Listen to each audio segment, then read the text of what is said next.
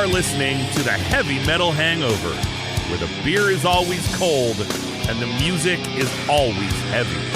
With your hosts wearing jeans and leather, not Cracker Jack clothes, Rex and Duff. Welcome to another episode of the Heavy Metal Hangover. My name is Duff. My name is Rex. And Rex is there with a box of gas station boner pills and a green he's fairy. Test it out and green fairy, and he's going to test it out for the green fairy. And no. So what's going to happen is he's going to take some gas station boner pills right now, and he will let you know if and when he can stand up. Rhino horn. It's a rhino horn. Yeah. So in case you're wondering, the gas station boner pills is probably going to be something we're going to hang on to for a while because I still can't stop laughing at the fact that these exist. It's funny because I wonder how many of our listeners actually buy gas station boner pills and are highly offended that we're like laughing at them. I just hope they buy it along with like a roller dog and a Slurpee, you know? Oh, of course. How else would you? I hope No. A box of rubbers, a box of gas station boner pills, a couple of taquitos, and a Slurpee. What was Vinny's staple? It was a gas station boner pills. He also would have a magnifying glass. No, it was a hard pack of Camel Lights. Oh and yeah, a box of rubbers. Yeah, I think he called them HPCLs, hard pack of Camel Lights, and a box of rubbers. So I did say Green Fairy at the beginning of the show because I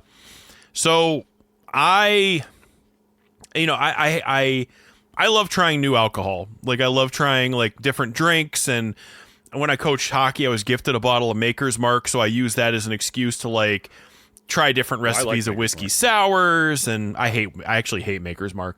I like it in Manhattans. See, that's my one thing. See, I generally let me put it this way: when I say I hate Maker's Mark in so much as I drank a fifth of it, not in one sitting. You know, so it's one of those things where if somebody hands me a Maker's Mark, I'm not going to like dump it over their head or throw it against the wall or something. But there's about 100 other booze I like more.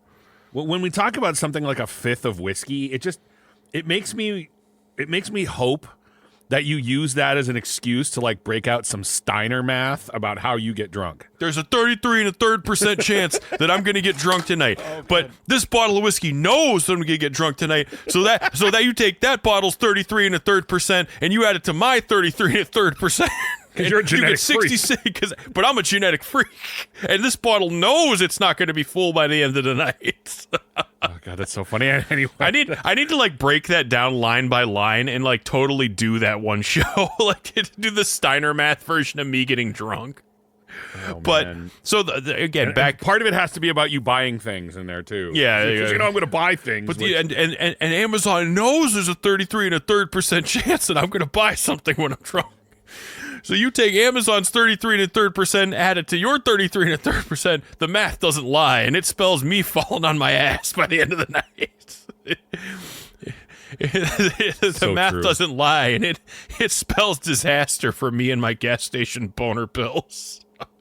No, I actually don't have gas station boner pills. But so I started off by saying Green Fairy, and then I went off the tangent. You know, I like trying different kinds of alcohol, and I haven't had absinthe since college. I had absinthe one time in college. My friend got a bottle. It's generally decent. Absinthe is generally not cheap. Like it's not like a $10 bottle or $20 bottle. It's, you know, you're gonna pay for decent absinthe, and I'm not saying it's like, you know, you're gonna pay like three figures for it. But it's not a bottle where you're going to like say, oh, I'm going to buy this and, you know, take it to a party and down it. Like it's something you're going to want to enjoy for a while. So anyways, I did some research because I also like to get something that's not going to be like disgusting, because if I'm going to try something for the first time, I want to know that I'm getting something like a booze for the first time. I want to know that I'm not getting Old Crow. You know, if I said I've never had whiskey before, it's a bad idea to say, oh, here's some Old Crow. Tell me what you think about whiskey, because you're not going to like it. Well, at least I don't think you're going to like it. So I was doing some research, and everybody's recommending this stuff called Lucid. And they're all, you know, cool. And I'm like looking for a place near me that sells it, because not, you know, the main brand of absinthe that you can find in every liquor store that comes with a little absinthe spoon and everything. Everybody says it's like imitation. It's like not real. It's like, it's like, the it's the RC Cola of Coca-Cola, sort of, or whatever you want to call it. But so I'm in my research, I'm like looking, and looking up liquor stores near me and looking at their inventory. That's the great thing about the internet. If you want to find a booze, like just look up in Google Maps all the liquor stores near you, click on their links, and just see if they sell it, instead of driving around town. So in my travels, I look at that, I'm like, wait, what is Mansynth? And I was like, and it had like really high reviews, and I was like, wait a minute, that's Marilyn Manson's absinthe. I didn't know he created his own absinthe. I guess he's a huge absinthe drinker, which kind of goes with his image. And I guess, like, unlike, a lot of booze made by, rock stars and everything else like that, they're like, hey, do you like this? Yeah, it's good. Put my name on it. Sounds good. But I guess he actually was deeply involved in the process of, like, tuning the flavors and stuff. That's like Iron Maiden with beer, though. They take that seriously. Yeah, Obituary, too. Obituary, when they did Hopped in Half, like, they kept telling, that's just a funny story. Make it taste more like Budweiser. Yeah, they're like, like Bud Light. They're like, it can't be very hoppy. It has to be like Bud Light. Because, dude, they're rednecks. They sit in Florida and watch football and drink Bud Light. But, so... Literally. So there was a store near me that Lucid and the Marilyn Manson stuff were kind of the same price, so like within a few bucks.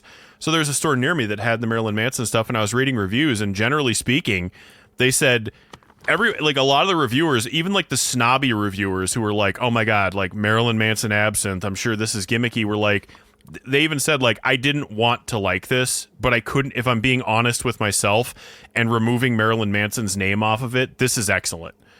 So I decided, I'm like, well, everybody's highly reviewing it. They said it's a good absinthe for beginners because absinthe has a very particular taste. It's a lot like Jägermeister. The taste isn't like Jägermeister, but when you drink Jägermeister, there's no confusing it for anything other than Jägermeister. It's a very distinct and very strong taste. So they recommend, like, don't go out and buy yourself a $200 bottle or $300 bottle of top-of-the-line absinthe because there's a chance you may actually not even like it. So I got the Marilyn Manson because I have a whole collection behind me of liquor bottles from like various things. Like I have dime bags, once I finish them, I clean them out and I put them up on a shelf. I'm not like a college kid who's like, oh, I'm going to put every bottle of booze I finish in a row on my shelf.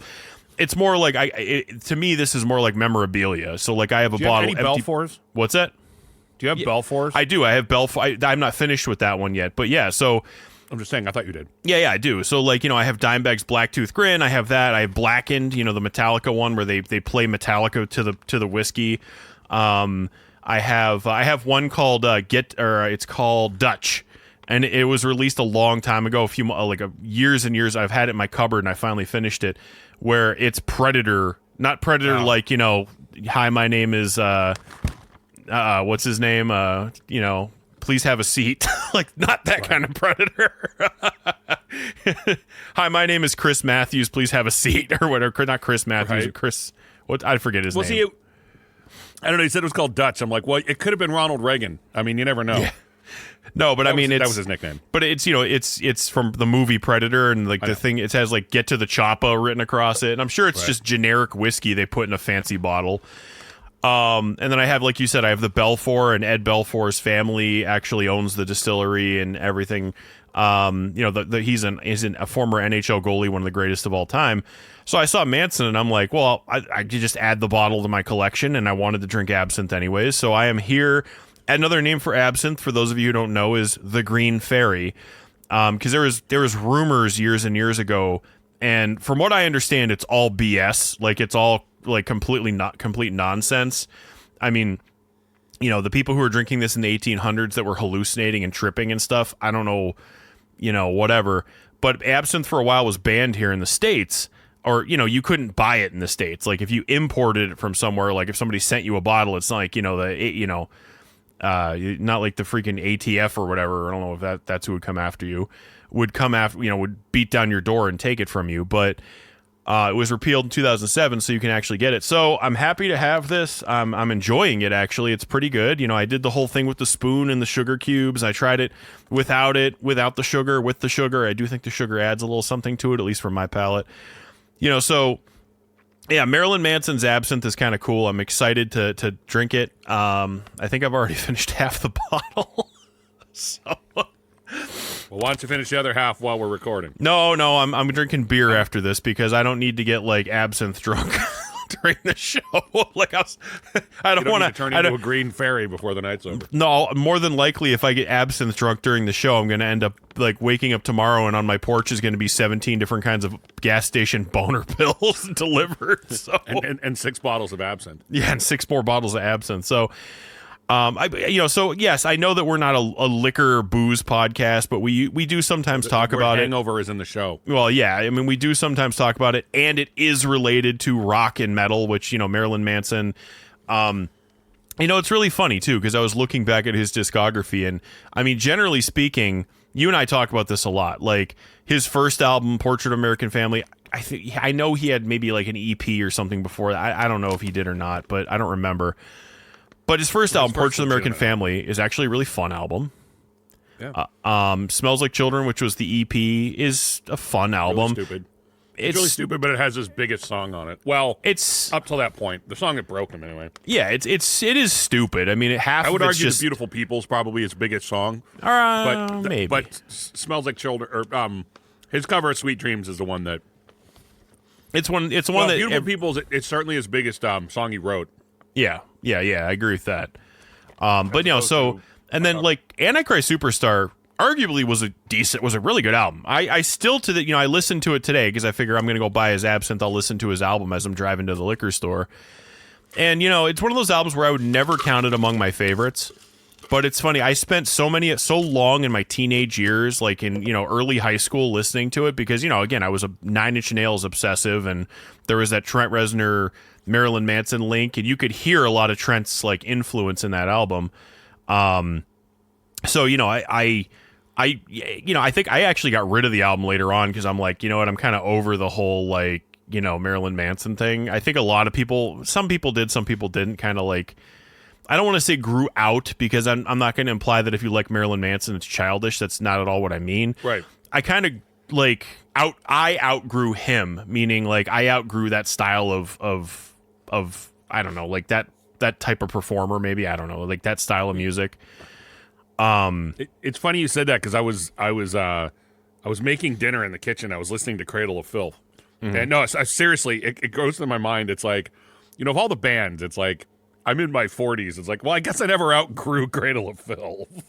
Yeah, I mean, because they're a great band. They're actually are a great band, and actually, I will admit that I bought the new Cradle of Filth record when it came out, put it on my turntable, and it hasn't left my turntable. However many weeks ago that was, it hasn't left my turntable because every time I go to take it off and put something else on, I just end up playing it again because I legitimately really love it. But the point is, you think of Cradle of Filth in that same, like, I don't know how to better say it, in that those late 90s like edgelord bands, they were one of them. And it's like, nope, here I am, still loving Cradle of Filth as much as ever, and I'm loving their new albums as much, if not more, than I loved the old ones. So anyway, it's just funny that you mentioned outgrowing Marilyn Manson because again I feel the same way. But I was laughing, going, man, I guess I never outgrew this band. And again, like it's one of those. They're admittedly a great band. I'm not trying to compare the two as much as just like, again, you start thinking about those like. Whatever. I hate the term edgelord, but it's at least when I say it, you know what I'm talking about. It yeah, it's like we always call them the "you just don't get me" mom bands. Yeah. And Cradle of Filth was certainly, at least in the very early days they were, and then they had a very long history of being they're not real. They're not real black metal. It's poser black metal. It's like you had the one group of edgelords telling the other group of edgelords that they're not real edgelord band. You know what I mean? You're not a real edgelord. You like Cradle of Filth. I only like stuff that sounds like it was recorded on a toaster. You had the guys in the corpse paint making fun of the guys with the black paint on their fingernails, and they were arguing over whether or not, Cradle of Filth was real for either category. And it sounds like I'm making this up. No, yeah, I know. It's 100% true. I'm not making this up. I'm not making this up. Again, that brings up the two weird kids in different kinds of makeup in high school, and they're arguing over whether or not Cradle of Filth fits into their other category, or it's funny. It's funny. They're a great band. I don't care. So piss off anybody who doesn't like them. But yeah, it's funny because I'm not, when I say I outgrew Marilyn Manson, I'm not trying to say again I'm better than people who listen to Marilyn. No, I'm telling our listeners, like, I'm not trying to say if you listen to Marilyn Manson today, I'm more grown up or more adult or whatever. Then no, that's not what I'm saying. I'm saying I grew past him as an artist, like, and I still too, like. And I still listen to those first, two albums and EP. I still enjoy them. So I mean, but it's like again, they would in no way, shape, or form would they crack my top 100 albums. You know what I mean? Let me throw this out, and this is relate. I mean, it's about that statement more so than where we started with you drinking absinthe and something about a green fairy, but. And we're not talking about the guy that Vinny met on St. Patrick's Day. Yeah, well, that's not what we're talking about. So you think you're a bad mother? Never mind. So you think you're a bad mother? Yeah. So, what's interesting about that is when you think about I outgrew blank band, right? What's interesting is it's really not that you outgrew a band. It's sometimes you just outgrow whatever it was about that band you liked. Maybe. Well, no. Well, let me. Okay. Like I could say, I was a big Metallica fan, and I outgrew Metallica because I just found out, there were just bands that I liked better. So I used to listen to them because I thought they were the greatest metal band of all time, and then I heard two other metal bands and decided that there were other ones that were better. But I want to be careful here because again, yes, I agree with what you're saying, but I want to make sure we're clear that doesn't mean, it's not like I listened to Marilyn Manson because I wanted to be a freak who people were afraid of, and I like Marilyn Manson because I'm a freak. I was never like that. Like, there were I mean, in general, there's just it's very possible there were things that attracted you to them then, that, you just, I'm getting more like lyrically, I think you outgrow the attraction to something or that you outgrow the thing about that you were attracted to. But again, like when I say outgrow, like, it's not like I don't like it. I mean, I truthfully, I can honestly say I don't like anything of his past Antichrist Superstar. I don't like that one song in John Wick because it's really awesome. I don't know what it's called. I got to look it up. He was on the Lost Highway soundtrack, and those songs were okay. I mean, like, I think one of them is actually was reissued or was off Smells Like Jordan. But, there's a song called "Killing Strangers" on John Wick, and it's awesome. Like, I mean, maybe I'm not being fair, but I remember when Mechanical Animals and Hollywood and all that other stuff, and I forget what I haven't listened to. I just remember we're all stars now in the dope show. I never liked that song. I would say that was the last song of his I ever heard until Killing Strangers and John Wick. And I've actually never listened to that song outside of it being in John Wick. You know what? But every time I watch John Wick, I'm reminded it's actually a really good song. And as much as I'm not a Marilyn Manson fan past Antichrist Superstar either, I give credit where credit's due. It's a really awesome song, albeit he didn't write it.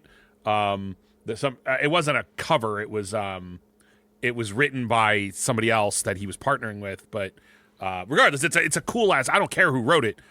It sounds like Marilyn Manson. It's clear. I mean, it's in the style of a song Marilyn Manson would have written. But it's awesome. It's a great song. I call it as I see it. The Dope Show is not. The Dope Show to me was like the best attempt to try to do another Beautiful People. I mean, stylistically they're not the same, but they to try to get that same sort of hook attached to it. The Beautiful People's actually this is where it's hard to say these things objectively. Like or dislike Marilyn Manson, objectively, The Beautiful People's a good song, meaning it's a well-written song with a big hook. Actually, the hook starts off right at the beginning. Even the drum, like the beat to it is a hook in of itself. So, I mean, I totally get that. But anyway, yeah, the song "Killing Strangers" is great. But that was the first song of his I had heard since the Dope Show.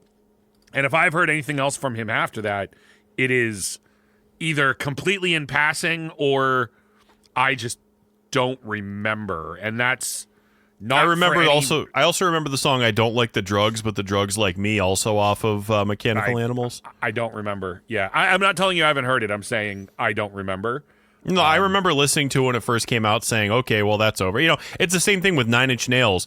When With Teeth came out, which it's grown on me a little bit, but anything after With Teeth, I'm like, look, I know a lot of people, and I know a lot of like hardcore Nine Inch Nails fans are going to tell me I'm crazy for not liking Year Zero and Add Violence and all that stuff. But when With Teeth came out, I remember listening to it saying like, well, that's over, because I wasn't into more than like half the album, and the other half of the album I was just kind of like, it's not the direction. And by the way, I'm never going to be the person who tells an artist they can't do what they want. Like, you know, everybody craps on Metallica. You're allowed to crap on Metallica for, you know, but at the end of the day, it's not like you can say, well, I wish they would have released another Master of Puppets, because that's not who they're there for. You know what I mean? Like it's their band at the end of the day. They can, and people change, and that's the funny thing. Well, and I'll give you to add to that. Yeah. Oh, I was going to say one more thing, and then I just want to say one more thing. Like I just talked about With Teeth.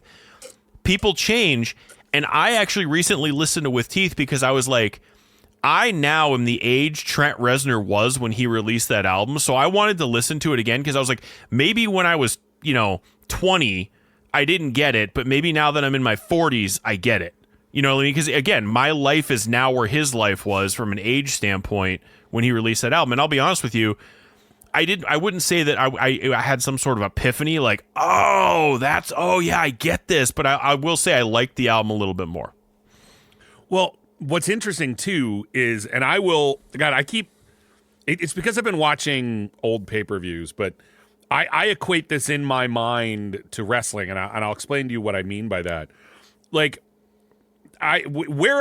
from a wrestling perspective, from a WWE, whatever, professional wrestling, sports entertainment perspective, not so much now, but Rex and I were actually kind of at a cool age for it. And what I mean by that is when WWE, it was WWF at the time, was aimed toward kids, we were kids.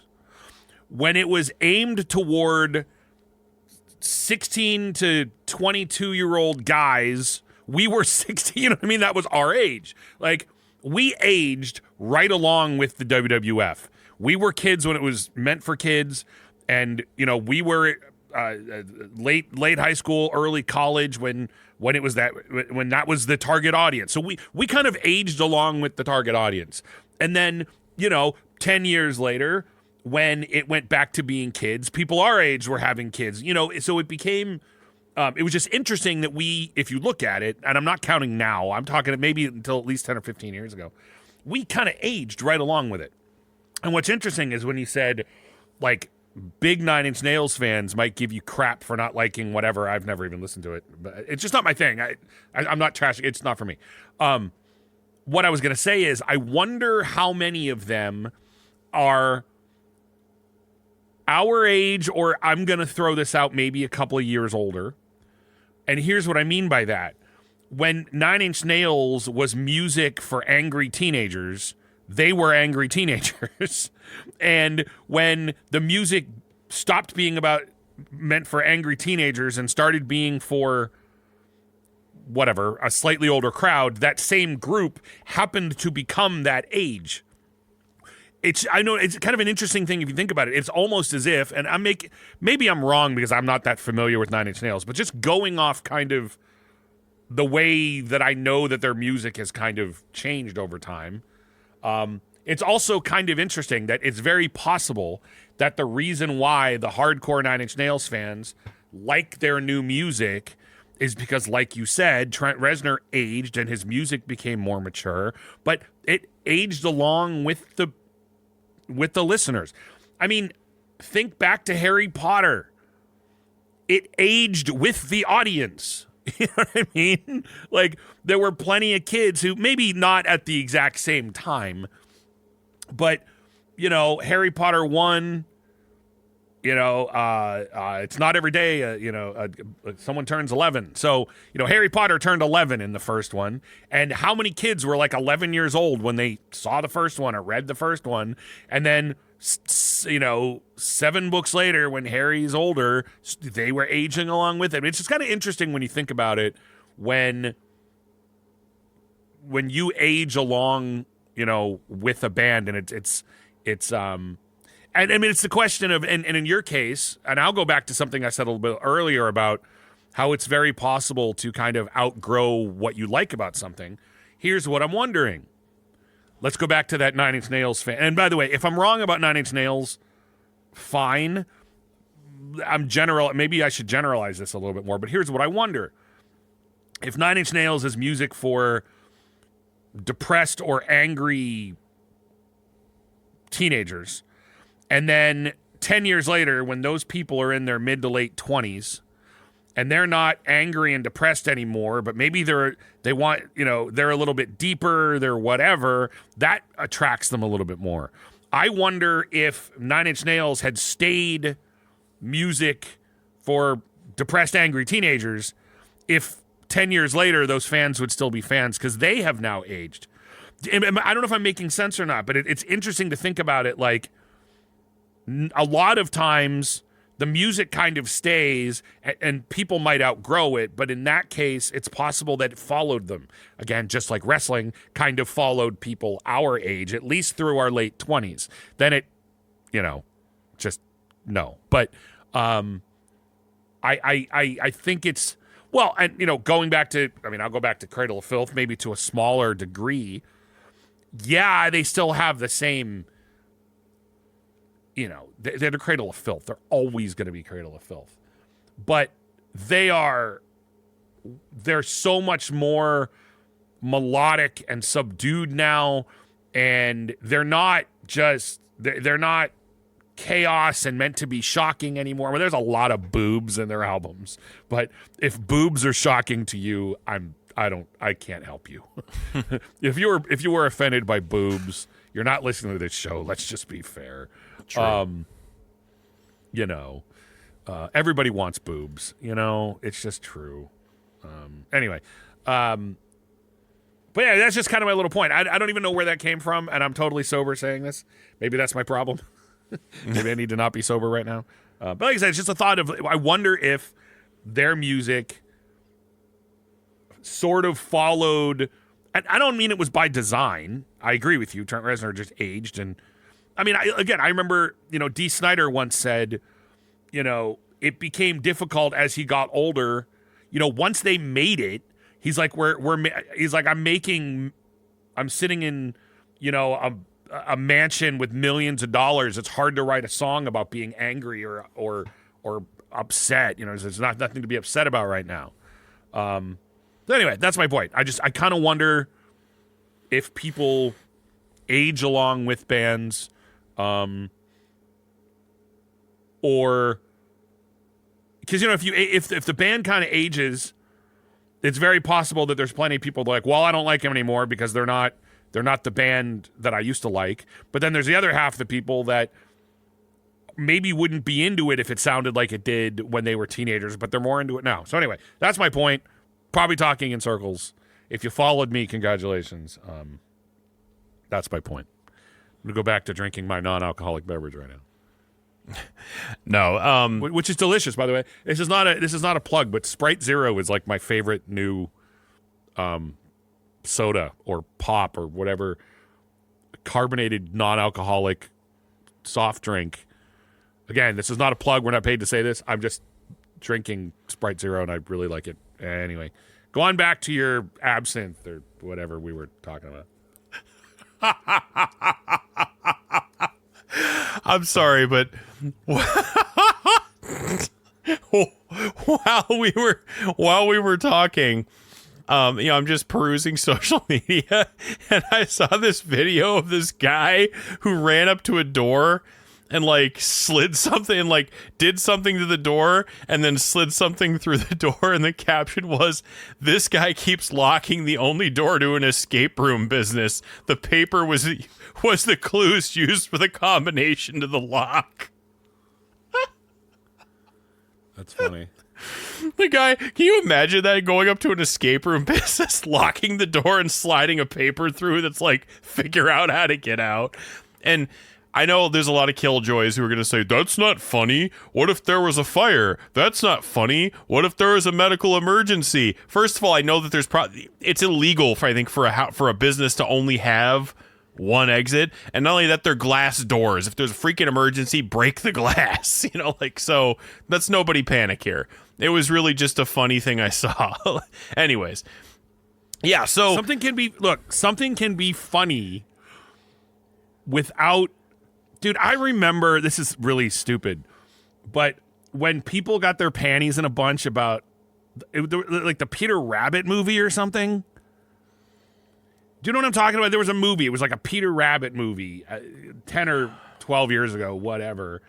And the way one of the things that they do to escape whatever problem they were in was they give the one character peanuts or whatever because they know he's allergic to them. Yeah. Or something, like whatever. And people got their panties in a bunch because, oh my God, that is minimizing the effects of food allergies. I'm like, dude.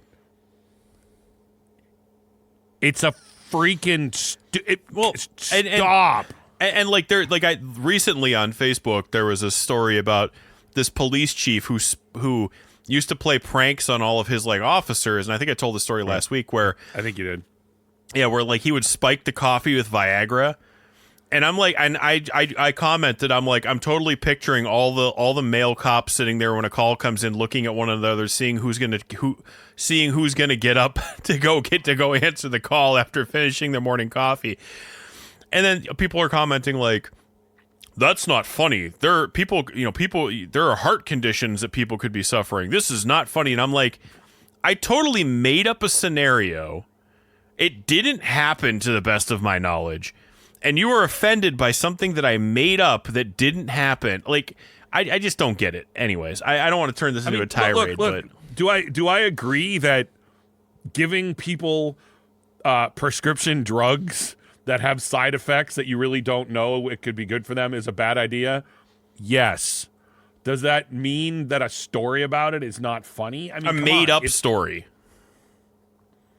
Clearly, some police chief didn't actually give doctor-prescribed boner pills. Yeah, he probably got some gas station boner pills and put them in the coffee. I mean, I'm sorry, I don't get my panties in a bunch because I don't wear panties, but Vinny gets his panties in a bunch over lots of things. I don't know. I just think it's just and I know that has nothing to do with our show, but it's just another example of people just. I don't know. It is. It does have something to do with our show because this show has before been in situations where people are like, that's not funny. You can't make jokes about that. That's not funny. And it's like, I remember people actually have messaged our show, saying like, oh, your stupid stories and they're not funny and but. Well, they're not, and they are stupid. I agree with you. We agree, and we're very upfront about our show being us talking about heavy metal and telling stupid stories, probably for the 50th time. But guess what? It's our show. There's two knobs on the radio. One changes the station, and the other turns it off. Right. Yeah. There are two knobs on the radio. One. Yeah, one turns it off. The other one changes the station. I know, Reverend, you wouldn't like anything with two knobs on it. God, I love that whole routine. It's hilarious. George Carlin, anyway, yeah. But anyway, no. But you know what though? Actually, I'll incorporate another part with this. On that note, that is also an ongoing theme on this show, not just about our show, but about metal in general. And I will go in two directions with this. One is that some people take. Well, we've had tirades about this. We talked last week or the week before, or whatever, about people just getting. They get offended with things that are tongue in cheek, right? And it's just like, dude, come on. You don't need to take it so seriously. On the other side of it too, we have also talked about it is 2025, and actually we had this conversation like 5 years ago, that the world is, everything you see on social media is way too serious. Everything is doom and gloom, and it's like sometimes it's okay to have something just not be serious, just have a little bit of fun. I think we talked about this a couple of years ago, where it's like, what happened to music just being fun? What happened to something just being, a movie just being fun to watch? Music just being fun to listen to. So yeah, that has a lot to do with this stuff too. That, there's bands that we like that. I don't know. You talk about Kiss all the time, and I know your stance on Kiss being like, well, lots of other bands that I like them and blah blah blah. But my point is, someone gives you crap about listening to Kiss. It's like, yeah, their music's fun. I'm sorry, their music's fun. Watching Kiss play, it's fun. It's just fun. No, they're not great musicians. They're not even really great songwriters. They're not really great at anything, except it's fun. And what the hell is wrong with that? Bah. No, you're right. I mean, yeah, and I don't know. Like, and that, that's actually one reason why what we were talking about before, when we were talking about, the two guys who, one's complaining that the other one's not legit because he listens to Cradle of Filth, and that's why, like, it was actually, when you mentioned that, I was gonna bring this up, and it's actually fits in what you're talking about, where, I hate that, like, when people are criticizing Ghost, Ghost is awful, Ghost is terrible, like, Ghost isn't metal, like, who cares? Like, who cares? Like, I see people, and I think I've talked about this even in the past couple weeks, where people are like, is this patch okay to put on my battle vest? Like, yeah, it was last week. Yeah, I'm like, and I hate repeating the same stuff week after week, but, again, like, it's like, music is supposed to be fun. Like, it's not serious business. Like, I know that bands talk about. I mean, I agree with you, but what's that? It could be either. I will say it could be either. Well, but that's what I was going to say is, like, yes, I know sometimes bands do talk about serious topics. Bands talk about tragedies. Bands talk about real life events. Bands talk about things in the world that their views on things in the world that need to change, like, especially in, like, a lot of thrash metal and punk and that kind of stuff. I get it. But at the end of the day, do you listen to music you don't enjoy? Like, do you listen to music that... And I'm not talking about when you've had an absolute crap day and you put on My Dying Bride. That's not what I'm talking about. I'm talking about, do you own an album and you're like, this album sucks and it's terrible, but, I'm gonna punch myself in the nuts and make myself. I'm gonna punch myself in the nuts and make myself listen to this until I like it. Like, I mean, I'm aware there are people out there that enjoy getting punched in the nuts. Well, there's some people who pay good money for that. Yes. Yeah, but the point. No, but I completely agree with you. It's like, now, have I listened to an album and not liked it? Oh, of course. And then gone back to it knowing I didn't like it? Yes. But I'm not listening to it because it's bad. I'm not sitting here going, damn it, I'm going to force myself to listen to bad music today. It's because it's curiosity. It's, I'm wondering if I missed something the first time I listened to it. I wonder, and we talk about this too, I wonder if I wasn't in the right mood when I heard this first, or actually it was funny. I was watching a Frank Zappa video earlier, and I saw a comment where someone was saying, I was shown this when I was a kid and I didn't understand it. And then 10 years later, I watched it again and it was like, man, I couldn't recognize how great this was when I was young. It's like, well, that happens. You how many times have you heard a song, you didn't like it? you came back to it later. I mean, you said this yourself, going back to the Nine Inch Nails thing. You know, maybe you heard With Teeth and you didn't like it, and then later you come back to it. Sometimes it's because whatever, it just wasn't what you expected. I mean, that's a big part of it too. You know, you listen to something and you're like, this is not what I was expecting. But yeah, it's ridiculous. It's like, why am I going to say, God, I hate this band? Maybe if I listen to them 100 times, I'll start to like it. Well, we talk a lot. It's kind of like that old thing of like you know, your grandfather catches you smoking, so he locks you in a shed with a carton of cigarettes and says you can't come out until you've smoked them all. You know what I mean? It's like, well, it's like we talk. Yeah, go ahead. Well, it's like we talk about Blonde on Blonde. Like there's that scene by Bob Dylan, not the stuff that you watch. Sadly. When Duff watches Blonde on Blonde, it's completely different.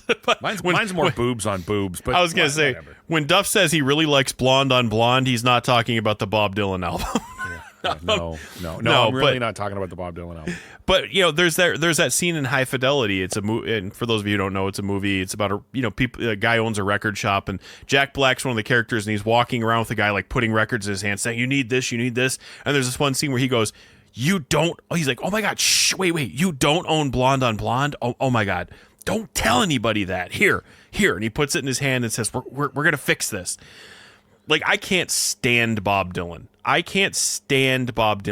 Would I listen to Blonde on Blonde and give it an honest chance? Yes. Am I going to sit here and say I need to like this album? Because if I don't, I don't fit in that criteria of I like all the quote-unquote best albums ever written. No, I don't care. Like, that's the thing. And so when people are bitching and complaining like, oh, Ghost isn't metal, I'm like, I literally comment back, I'm like, Ghost can turn as pop as they want, and I'm here for it. Dude, I've listened, like, for the past like 3 weeks, I've been listening to nothing but like Skinny Puppy, Depeche Mode, and like I think a New Order. Like, that's all I've been listening to. The only metal I've listened to in the past couple weeks was I listened to Scour for a while, and I listened to I can't even remember. Like, well, let me throw this out too, and I'm gonna say this as well. Do I think Ghost is metal? No. Now, again, I'm definitely in the category of, actually, I forget the band exists anymore, but there was a time when it was totally just busting. It was just breaking balls on my part. But if you know me at all, even just listening to the show, I like to break balls.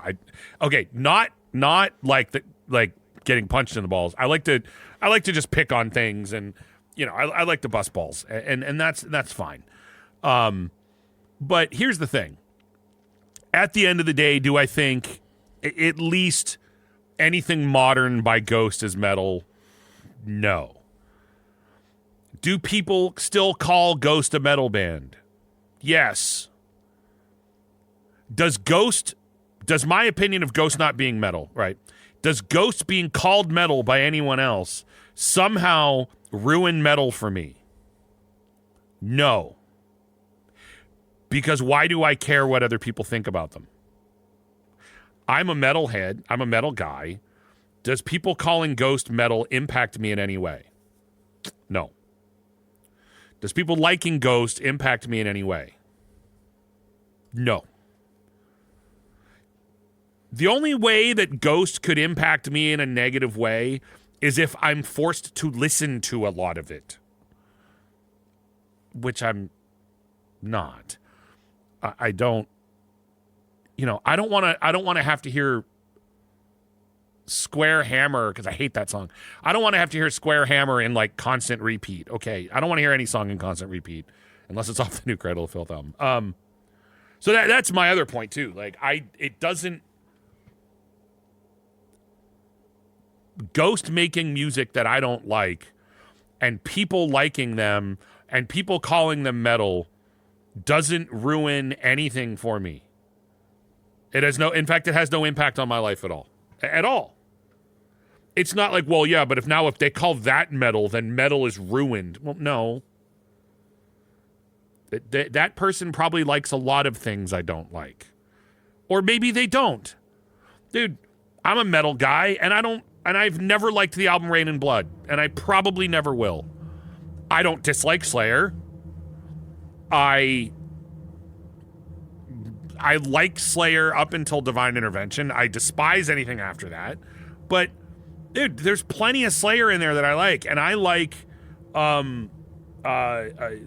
Slayer is a band that put out a live album that the live album is why I don't listen to Slayer, because their Decade of Aggression just hits so much of the stuff of them that I like in the 80s that I kind of just listen to that. But the point is, like, I am no less a metalhead because I'm not a big fan of Rain and Blood or a huge Slayer fan. And on the flip side, I am no less a heavy metal fan because someone else calls Ghost metal. It just doesn't.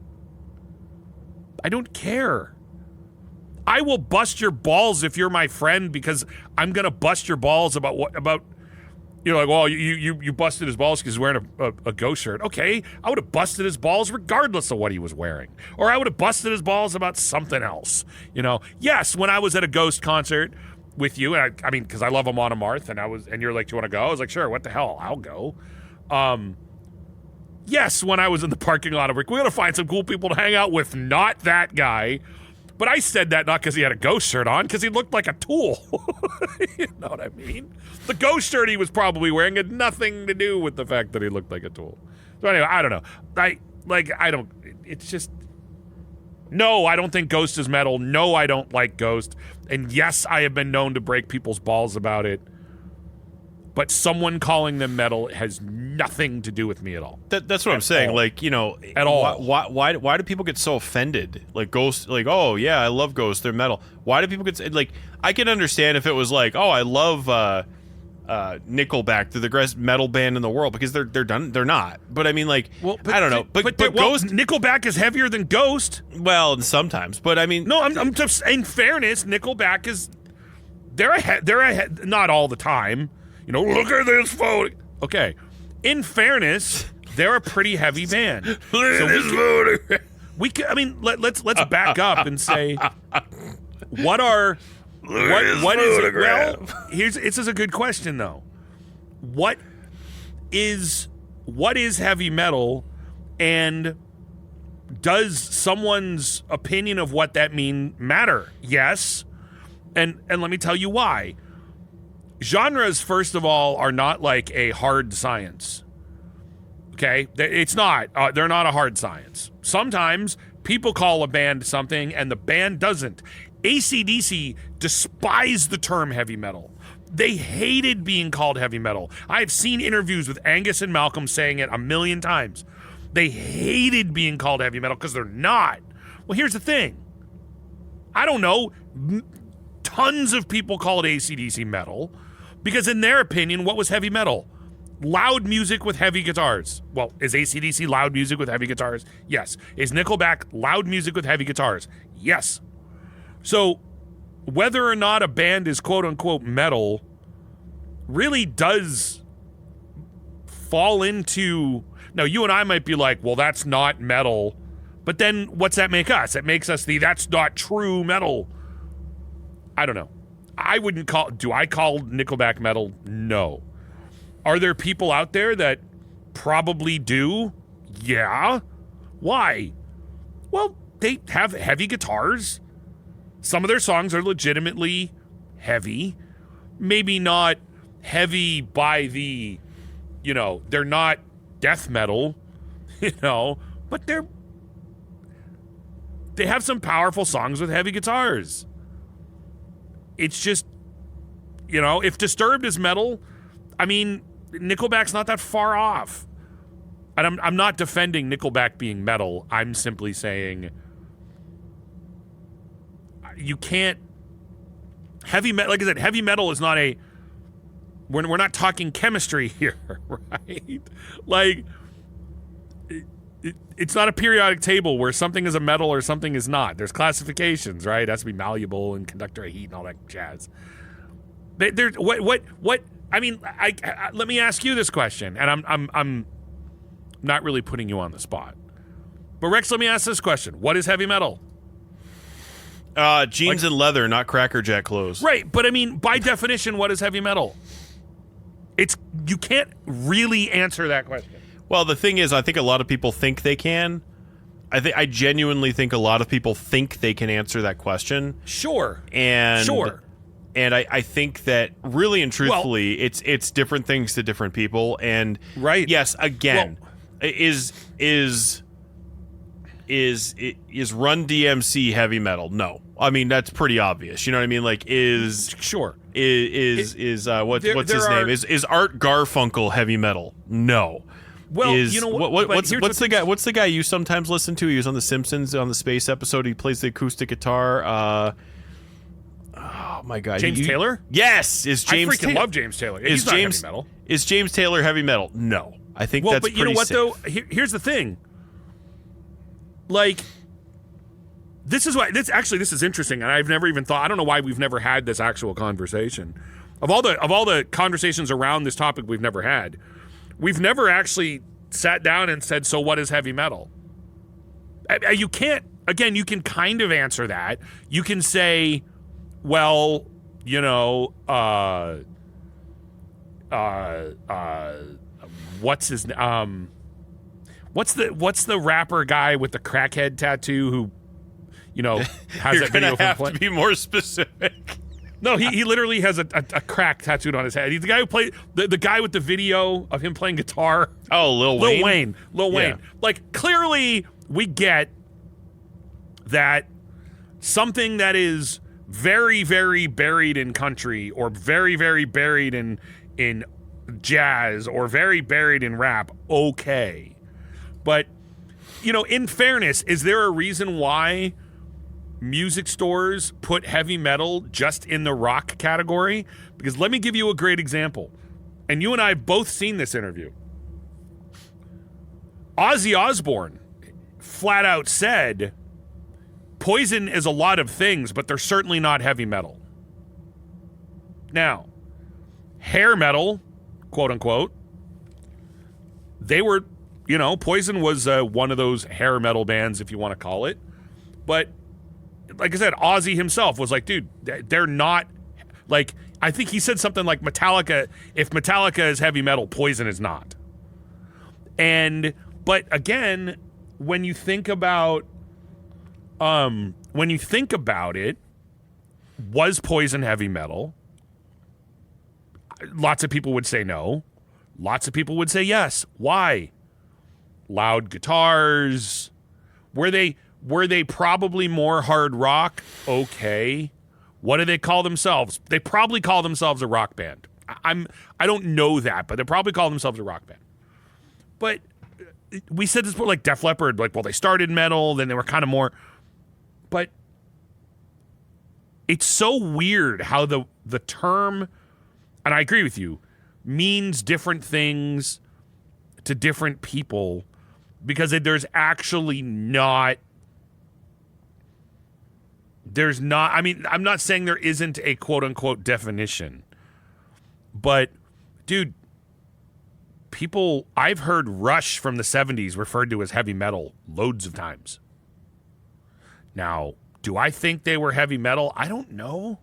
And dude, I'm a huge, I have a 2112 tattoo on my chest. Not that it takes a lot for me to get a band tattooed on me, but my point is, actually, the first band I ever got tattooed on me was 2112. Now I have like Dio and AC/DC and, you know, stuff like that. And I have an Iron Maiden tattoo. But my first one was a Rush tattoo. Wasn't my first tattoo, it was my first band tattoo. So anyway, what I'm saying is, like, we could say the whole argument of, well, something that was considered metal in the 70s, we might not consider metal now. You might not listen to early Judas Priest and call that heavy metal, but it certainly was. Or it was the early precursor to heavy metal. I think it was grandfathered in, to be honest with you. Right. No. Sure. And I think Judas Priest embodied heavy metal even more so than sounded like it at first. Wearing jeans and leather, not Cracker Jack clothes. Is Kiss heavy metal? I don't know, but I'm guaranteeing you they've been labeled that a billion times. They were certainly labeled that in the 80s when they were a hair band. Right? I mean, that was metal.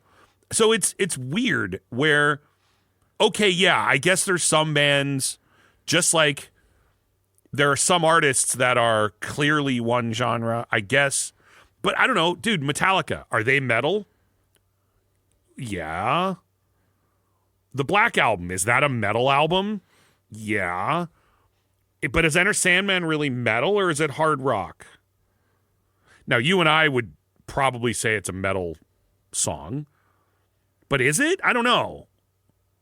Well, yeah, it's metal because Metallica's a metal band and the guitars and drums were really heavy. It's like, okay. But is Enter Sandman really heavier than Nickelback? Yeah, but really? And I'm not defending Nickelback. I can't stand Nickelback. Although I highly respect that band, and I respect them because they might be the winger of their era where they get made fun of all the time. But that band still sells out arenas. They have a ton of popular songs. Congratulations to them. They're a great band, just not one that I like. But I also worked at a radio station when couldn't get it at the blind, when that song How You Remind Me was on the radio, and so was the Chad Kroeger song from the first Spider-Man movie. So, like, I had to hear both of those songs. They say that a hero can save us. I had to hear both of those songs all the time. So that's besides the point. But, you know, it's a serious question, though. Is Guns N' Roses heavy metal? I don't know if they wouldn't have called themselves heavy metal, I don't think. But parts of Appetite for Destruction are as heavy as lots of stuff that came out. The drums, if you listen to the drums on Appetite for Destruction, you can tell it was a heavy metal drummer who played those. Axl is closer to a heavy metal singer than he was anything else. Duff was straight up punk rock, 100%. 100%. Izzy was straight up like, Rolling Stones. But yeah, it's weird. It's weird. It's something that you just, like I said, your Ghost thing made me think about it. But so from those perspectives, is Ghost, the question isn't really is Ghost heavy metal as much as, so what is it? And I'm telling you right now that every single one of our listeners, if we were to ask them what is heavy metal, they would give us an answer. They would say that they could give us an answer, just like I would say I could give you an answer. And they might even give you an answer. But then again, we could both name loads of bands and say, yeah, but okay. But is this heavy metal? Is this heavy metal? Well, is Jethro Tull heavy metal? Remember that one? Mm-hmm. If or Steely Dan or. Well, no, I mean I point out Jethro Tull because of the Grammys. Yeah, when And Justice for All got snubbed by Jethro Tull. Now, is Jethro Tull heavy metal? Well, when they were going up against Metallica and Anthrax, I don't remember who else was on that list that year, but when Metallica, when did Jethro Tull make sense next to the other bands? No. Was that album very heavy? Frankly, I don't remember. But listen to an album like Thick as a Brick. Is that a heavy metal album? Given the time it came out? That album's freaking heavy. Well, there's a flute on it. Okay. I don't know. It's a funny, was Iron, or not Iron Maiden, were Nine Inch Nails ever heavy metal? No, they were industrial. Right. I mean, they see that. How again, many people do you think probably called them heavy metal? Well, the question is, and there's a lot of nuance here when you start going down the subgenres level. That's what I'm saying. That's where you get into trouble, because you can say, is Nine Inch Nails metal? No. Are they industrial metal? There's an argument for that. Well, are they because you can't, if you look at Dio, if you were to put somebody who'd never heard music before and play them Dio and say this is heavy metal, and then play them Nine Inch Nails and ask is this heavy metal, they'd say no. Well, because the other one you said was, give them a heavy Nine Inch Nails song. I'm trying to think like what's a like March of the Pigs, like what I'm trying to give me like a March of the Pigs is a good example. March of the Pigs or Happiness and Slavery or Wish. What's the song? Wish. Look at the song Wish. Dude, Wish is an aggressive song.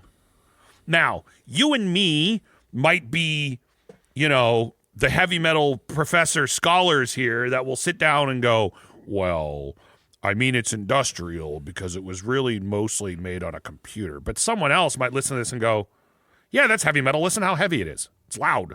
It's heavy. Vocals are super aggressive. Is that heavy metal?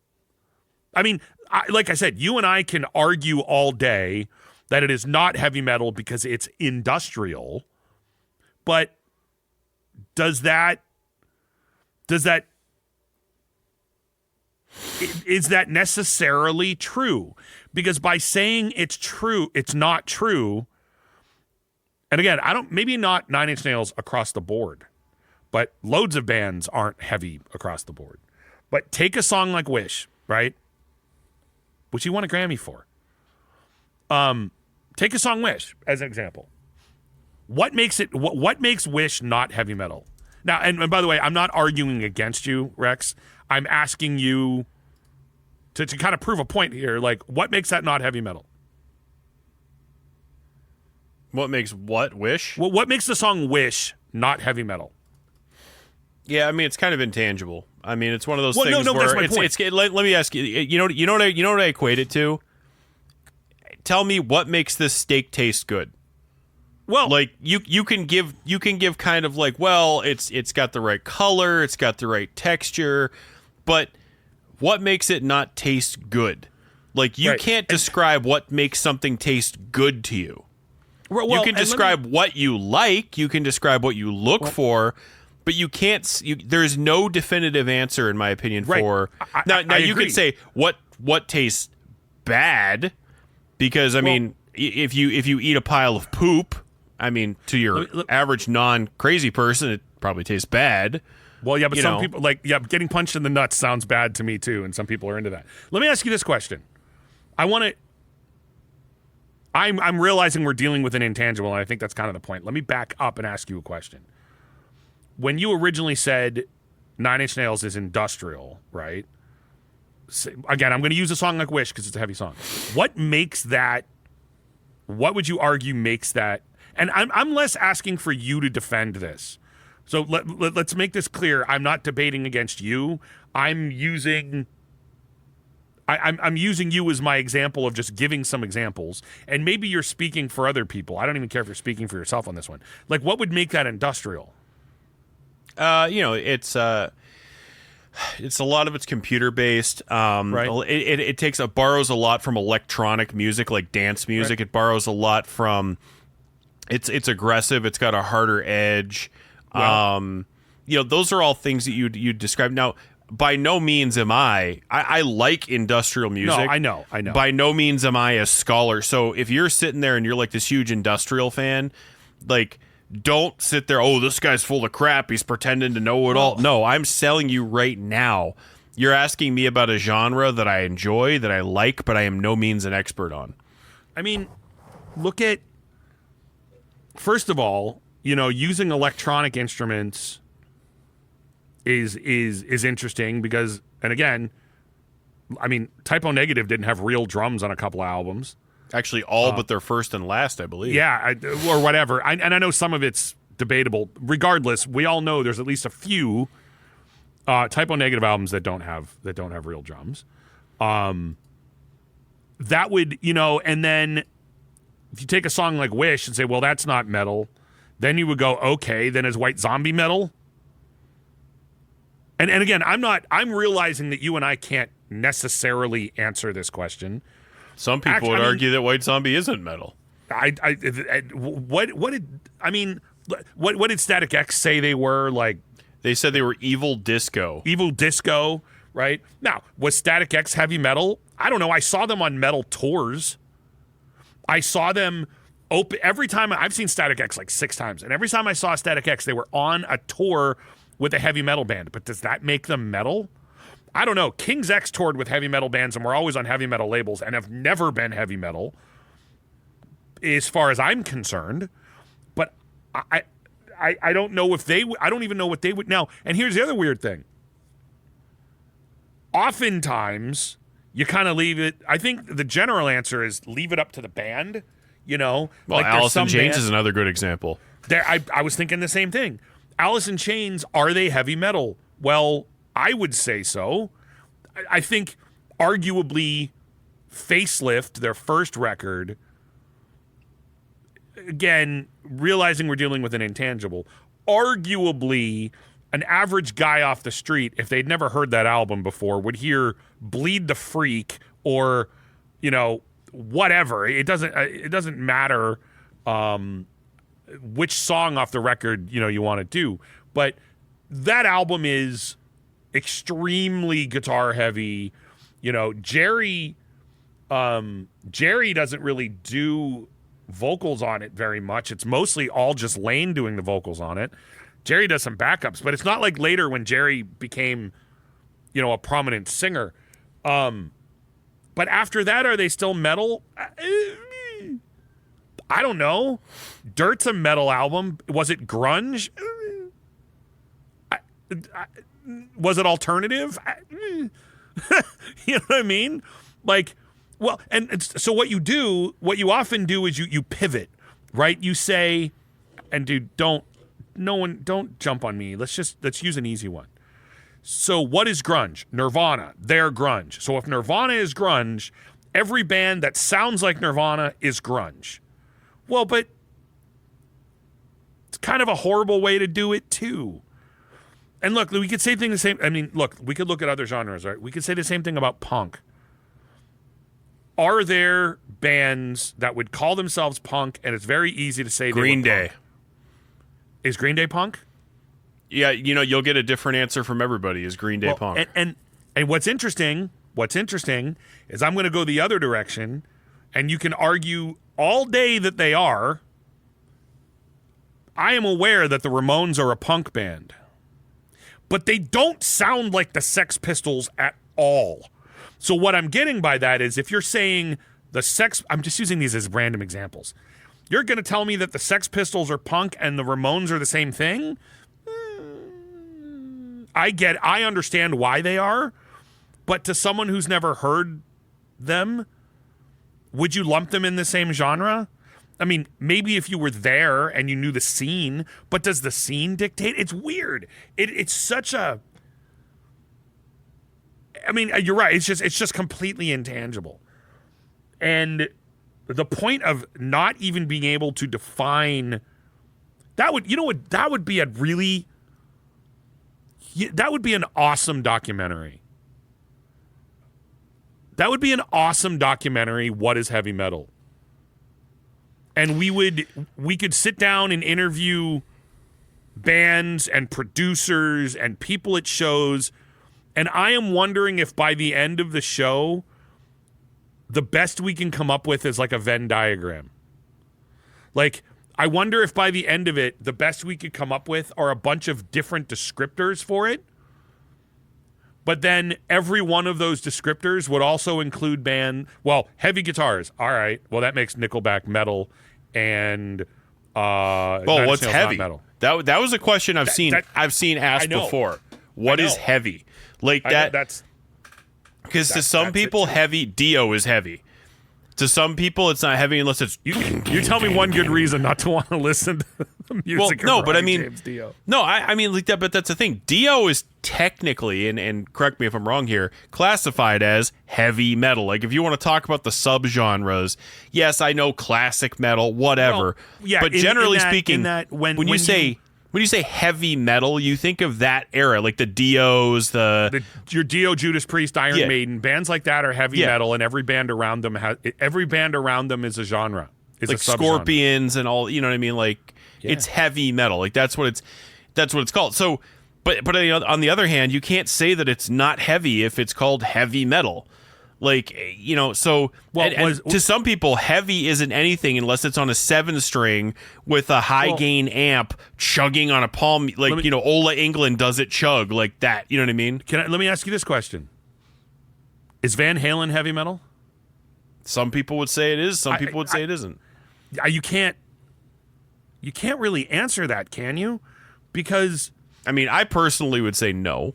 I would say no too.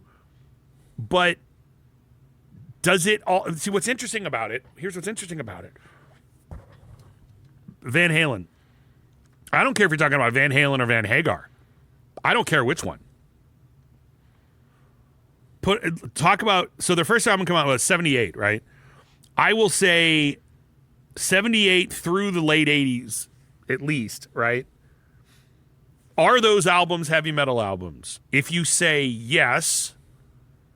then it's a question of, so if they're metal, how many other bands that we don't call metal are also metal then? But if you say no, my question is, but why do they have so many things in common? Why do they fit the description? Well, they have heavy guitars. Yep. Heavy drums. Yeah. Like, they also have, if you ask someone to list 10 words to describe heavy metal, probably all of them could be used to describe Van Halen. It's freaking weird when you think about this. And look, subgenres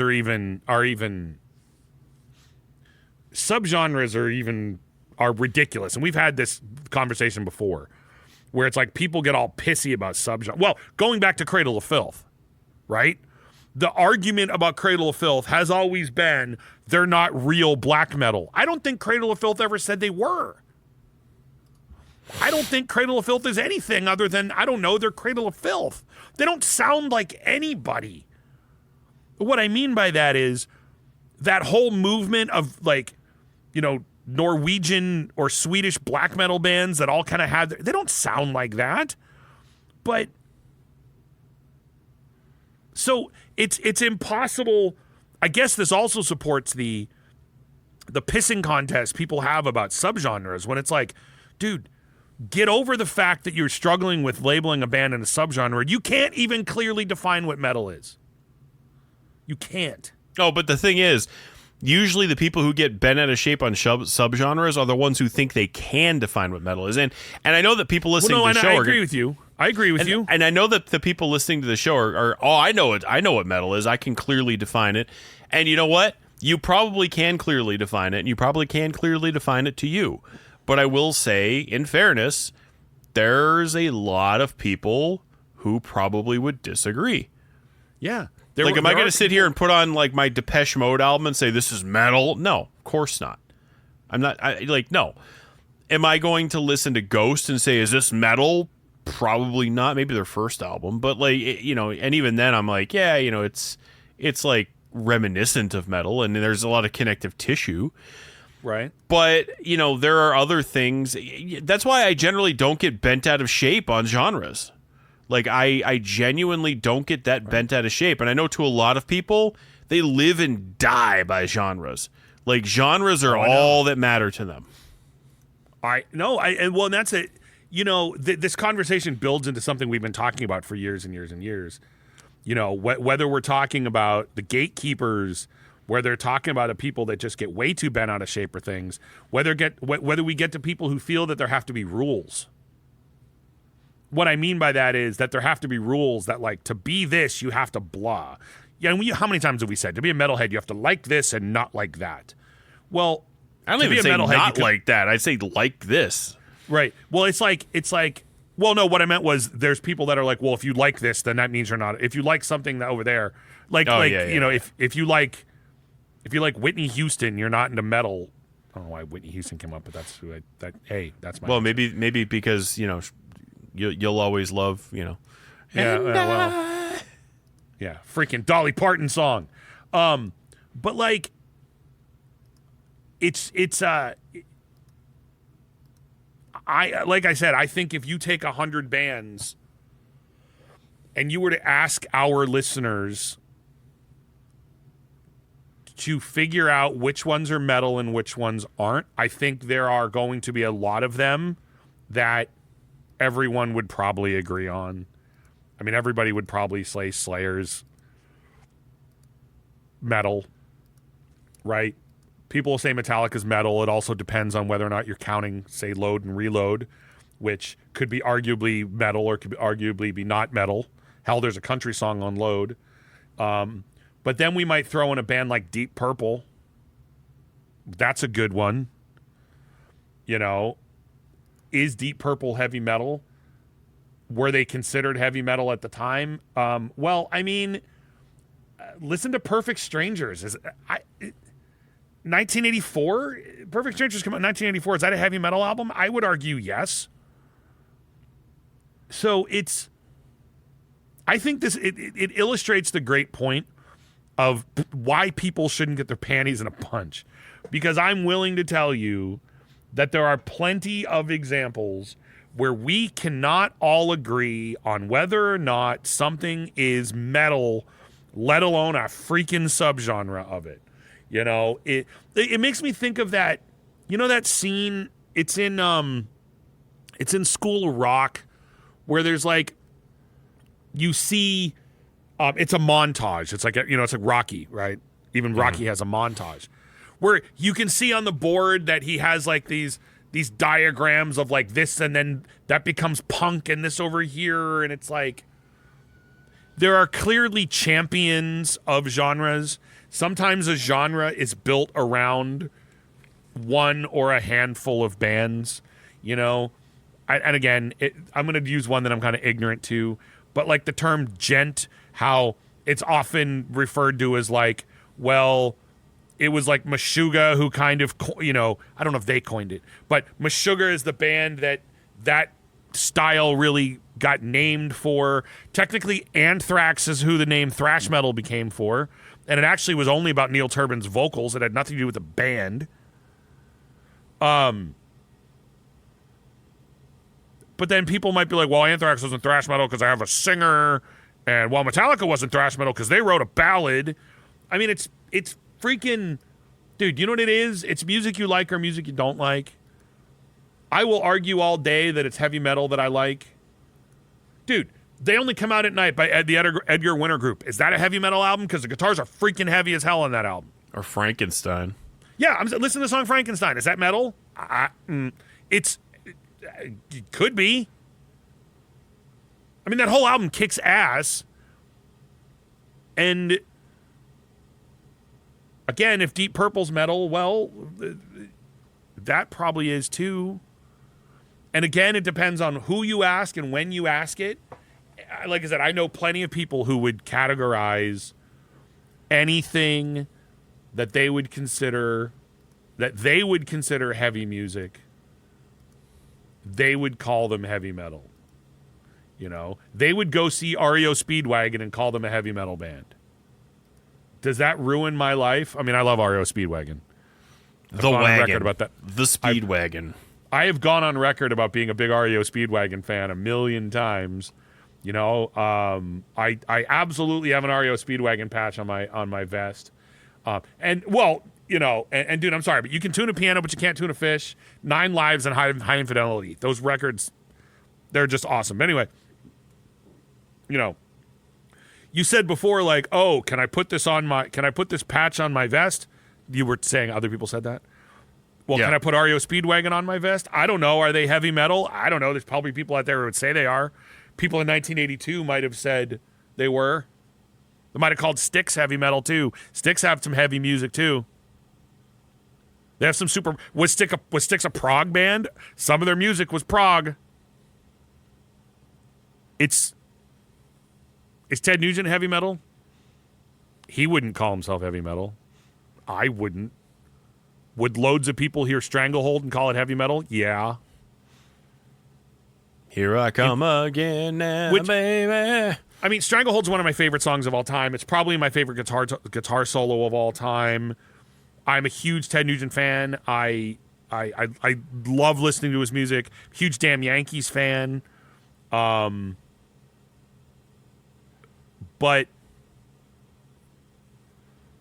again, it's weird. There's just so much out there that you're like, and I agree with you. You know, the question of what is heavy, I would also add on to that though, what is heavy metal? And the reason I say that is because what is heavy is part of the conversation too. But the other part is though, not only what is heavy, because again, the guitars in Enter Sandman are heavy, but it could be argued that that's a hard rock song. It could be argued that Sad But True is a heavy song. It could be argued that other songs on that record are hard rock. The Black Album, it toes that line between the two, man. It really does. The Black Album, there are moments on the Black Album that you would easily that are definitely, you know, like definition of heavy metal, and there's times when it's like, well, yeah, I don't know, maybe that's hard rock. Interesting. The longevity of the Black Album also points to the fact that there are plenty of hard rock elements onto that album, because it would not have had, if the Black Album was heavy metal by what most people, if the Black Album was heavy metal by what most metalheads would use the definition of calling heavy metal, that album wouldn't be as popular as it was. If it didn't have, you know, pop sensibility to it and an overall hard rock sound, it would not be a heavy metal album that was on the Billboard charts for 750 weeks. Pretty sure it's still on the charts. I don't know, man. I don't mean to ramble, but it's a freaking really interesting conversation. It's a really freaking well, I just saw Dream Theater. Are they heavy metal? I mean, they're a prog band. But are they metal? I don't know. I think they are, but I'm not the authority. Anyway, let me shut up. That was just my rant. No, I mean, I get it. It's a tough decision. I mean, it's a tough conversation. And again, I think everybody thinks they have it figured out. I think more truthfully, it's a gut thing. And that's why, I mean, look, again, I like all different kinds of genres. Like like I said, I always say metal is my home, but I love to go on vacation. And I've been on vacation for weeks, meaning, again, like I've been listening to, you know, the last time I went to the record show, I kind of glanced through the metal sections, but I was more into like the new wave section, the even the pop section sometimes, for looking for like 80s pop records. Like I've just been in that mood. And, you know, you can call me a poser or whatever you want, or you can call me, oh, you know, if you like Depeche Mode, you're not metal. Oh, if you like, you know, New Order, you're not metal. If you like, you know, I don't care. Like, that's the other thing too, I think comes with age, is I think, again, you know, I get it, and I've read this before, and I think I've said this before on the show before, like when you're in psychologically speaking, and I think this plays into the Marilyn Manson thing going full circle. When you're a teenager, you don't have much to build on, meaning your identity is built on the things you like, pretty much. Yeah. So, well, yeah, you're the football kid, or you're the hockey kid, or you're the sports kid, or you're the theater kid, or you're the Green Fairy, or whatever. Well, yeah, you know, I mean, maybe if that's what you're into, I just like that term. I'm not. That's not like a bashing. I just like that term. I'm sorry. You know, I mean, maybe, you know, you're the whatever. You know, like you're into fantasy stuff, like, you know, whatever. And that's kind of because that's up until that point, that's all you have. Like, you don't have a career, you don't have a family, or you don't have a lifestyle, or, you know, you don't have that kind of history or those miles behind you to look back and say, look at all the stuff that's made me who I am. So yeah, it's miles. So you don't. So you kind of build it on like this is the music I'm into, and this, you know, this music's important to me. This, you know, no different than, you know, like, oh, you know, I'm a theater person, so I'm going to go watch all these plays and, you know, understand theater and get good at that. Or I'm going to play guitar and get really good at that. And sometimes things, you know, overlap, like metal and guitar, or, you know, theater and playing an instrument. I laugh about that too, because like for me, it was like I did theater, but I wasn't one of the theater kids. You know what I mean? Like I was definitely not, like I didn't really relate to the theater kids. I didn't look like the theater kids. but I was absolutely 100% a theater kid from the perspective of I lived to do theater, and on stage I was no different than the other kids. But off stage I was like, well, I really wasn't anything like them. But on the other hand, you know,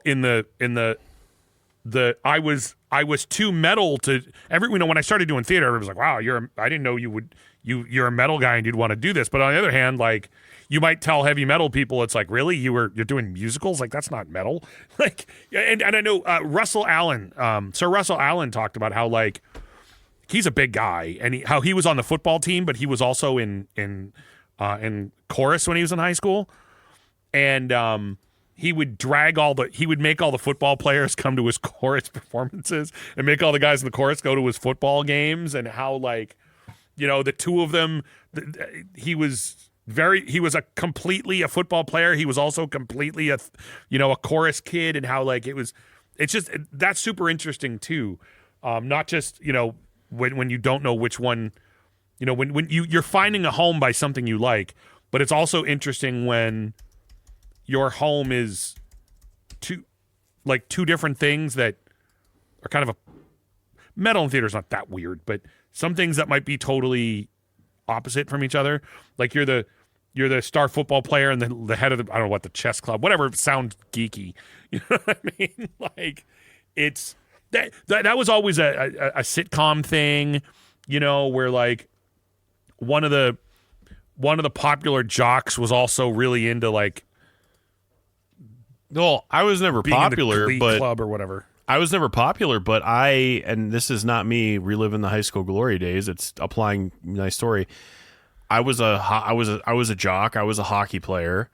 I also was at the top of the weightlifting wall. We used to have a wall in the weight room for the strongest bench press. I was at the top of that. So, like, I was, you know, the strongest kid in the school, like, muscle wise, but I was also a huge comic book nerd. I was listening to heavy metal, like, you know, so I can identify with that. Like, you know, the kids didn't know what to do with me. They're like, this guy is a nerd. He reads comic books. He's a dork. He's, like, into Star Wars and everything else, but he can bench press 350 pounds and he's a hockey player.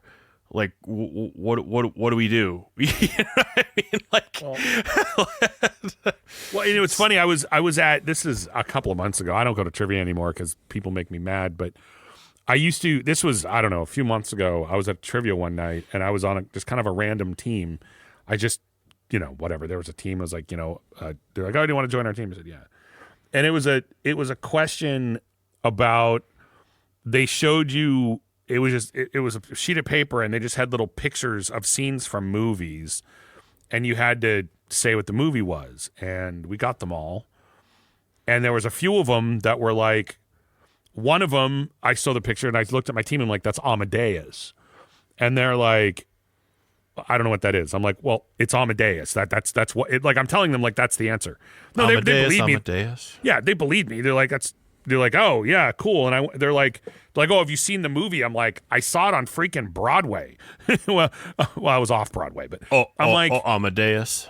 I'm like, I freaking saw the Amadeus, the play with David Suchet from the Poirot Mysteries. You know, the Agatha Christie. I'm like, I saw him as the Salieri. Like, I'm like, I saw it on stage, and they look at me. They're like, wait, what? I went, and there was like 3 of them that were musicals, and I knew them all. And they're like, well, I can't imagine you'd know that. I'm like, well, yeah, like I have I did theater forever. I'm like, I'm a huge theater guy. I love musicals. I'm like, and they're like, oh, that's just, no, they're like, well, no, they nerd. were, no, they were like, oh, that's crazy. They're like, you look like the kind of guy who would ride a Harley. I went, well, I do ride a Harley. I just also am really, you know what I mean? Like, yes, I do, but I'm also, you know, it's seriously mind blown that, you know, heavy metal guy, tattoos, you know, guy with Cannibal Corpse shirt, tattoos, and rides a Harley would be like, really? You're into musicals? I'm like, dude, I have the Wicked's, the Broadway version. Not the movie version. Not the movie version. I have the Broadway soundtrack to Wicked on vinyl. I have Les Mis on vinyl. I have loads of that stuff, and I listen to it all the time. But it's weird how, those are, and I would argue that heavy metal and Broadway aren't that far apart. All you got to do is listen to freaking Savatage and you can see what I'm getting at. Now, yes, maybe heavy metal and Oklahoma don't have a lot of connective tissue, but there is plenty. Les Miserables is the music is intense and depressing and it's dramatic and, well, it might not sound like metal, but it's got a lot of connective tissue. So anyway, just to throw that out, like in the same way of yours, it was like, well, what you think because a guy reads some comics, he can't start some crap, I'll take all you want. No, I'll take all you want. No, and again, I think it's because, so, what I was saying, this kind of going full circle again, when I say I grew out of Marilyn Manson, and by the way, I was never a Manson kid. And you weren't either. Like neither one of us were Manson kids. My wardrobe has never changed. You had one Marilyn Manson shirt, and it was from the Smells Like Children era. It wasn't even like an Antichrist I got it in shirt. 7th grade. Yeah, it was a cool shirt, man. Yeah, it had the blue head on it with the screaming head or whatever on it. Yeah, I remember that. It was a cool shirt. I had no problem. Well, because I liked the record. Yeah. I like the record. Well, not Smells Like Children. But dude, I liked those albums. I saw him in concert on the Antichrist tour. I loved every second of that show. I just didn't, have black fingernails and wear black. You know what I mean? I didn't look like that because dude, that's not me. Yeah, I've worn the same stonewashed nut huggers and it never changed. Literally. If I didn't get fat, I would probably still be wearing the exact same pair. But I mean, seriously, no, and that's it. But I think when I say you grew out of it, it's I eventually got more mileage, and I had more. And again, as I'm building my identity, it wasn't so much that I don't like this anymore. It wasn't so much that I maybe growing out is a wrong term. It was kind of I guess I don't need this anymore. You know what I mean? Like when you just bought a new house and you go to Salvation Army to find a couch and to fill it out, and then eventually as you go and as you get make more money or as you save up and everything else, you buy nicer things, and you kind of look at that Salvation Army couch and say, it's not that I don't like the couch, it's not that it's not comfortable, it's just I kind of don't need it anymore. You know what I mean? I don't need the ratty old couch anymore. I can kind of, it's comfortable and I could stay, but at the same time, what you need, I mean, in a way, it lends itself to what you needed out of it before is not what you need out of it now. Right. And that's a good point too. It was cheap. Yeah. You don't need. It filled a need. You were an angsty teenager, and exactly. You needed music to help you kind of fill that void of angsty. And when you're not an angsty teenager anymore, and again, I'm not saying if you like Marilyn Manson, you're an angsty teenager. No, that's not what I'm saying. It's just I found something. Like I said with the couch, that could have been not you exact, but that could have been the attraction for people. Right. And, I or somebody else found something else to kind of take that spot. I didn't need that anymore because I'm like, you know what, now that I'm a little bit in, we were talking about this with, how as you get older, you maybe start appreciating albums. You kind of look at that and you're like, that's kind of not who I am anymore. I can listen to that album and remember the nostalgia. And I was listening to Antichrist Superstar today, and I could sing along with probably I could still to this day sing along with probably 95% of the album. But again, I listen to the lyrics and now they're more nostalgic for me. I remember when I used to think this was cool. And now it's just kind of it's more like what I listened to when I was 15, 16. And again, I still think it's a good album from the standpoint of it's well written, it sounds good, it's catchy in places, but I don't get out of it today as a grown adult with a career and mileage behind me that I got out of it as a 16-year-old, and I think that's natural in a lot of cases when you're talking about music. I see it all the time with people with Metallica. You know, like when people who grew up in the 80s, they're like, you know, when I listened to Kill 'Em All and Ride the Lightning in the 80s, like that was it. That was the whole thing. Like that's all I cared about. And that was the greatest album. And now they listen to it and it's like, no, it's not that I don't think those are bad albums. It's just like I kind of think there's other stuff out there. Those are great albums. And I listen to them and I kind of remember who I was in 1986. But at the same time, I'm not who I was in 1986 anymore. And it's not like you're going to throw those in the garbage. You're still going to, you know, maybe listen to them and enjoy them, but you're going to listen to them and enjoy them in a different way. That's and there's, like I said, there's different things. You also, you know, you want different things out of music. Now, I know plenty of, and we've talked about this before too. I know plenty of people that were really into metal, and when I say they outgrew it, they literally will tell you that was just kind of like something they were into in high school, and you know, after that it just, you know, it didn't really fit. Some people do want to fit in. Well, some people do want to fit in, and also, again, you just move on to other things. Yeah. There are plenty of things. I was talking about wrestling earlier. I was a huge wrestling fan as a kid. I was a huge wrestling fan through the Attitude Era, and there have been times where over the years, there's been someone wrestling that I thought was cool, you know, and I'd watch them for a little while. But again, did I outgrow it? I don't know. Maybe. I mean, my answer would be that I just don't like. I still love old wrestling. I just what goes on now is not for me. I'm not the intended audience for it. But I said there's just plenty of things.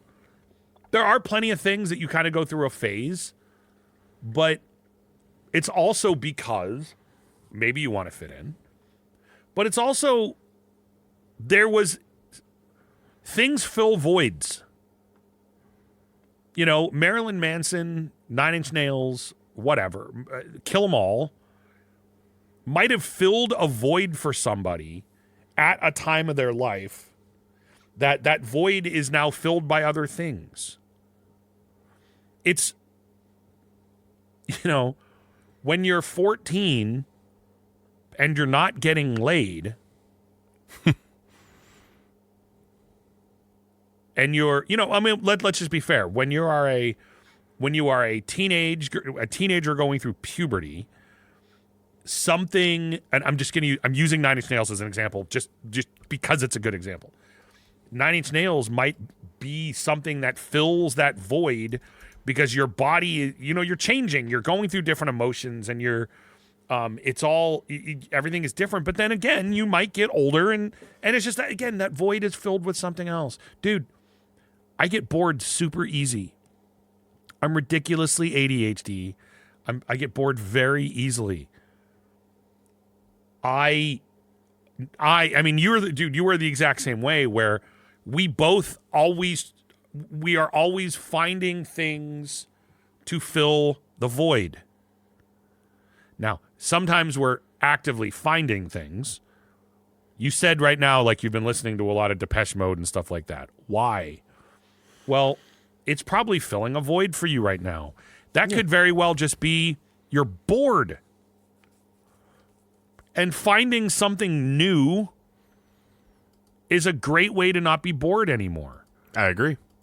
And you have said yourself, too, when it comes to, like, the bands you typically listen to, your record collection is at a point where it's like you have the majority of the stuff you want that is within reason to buy.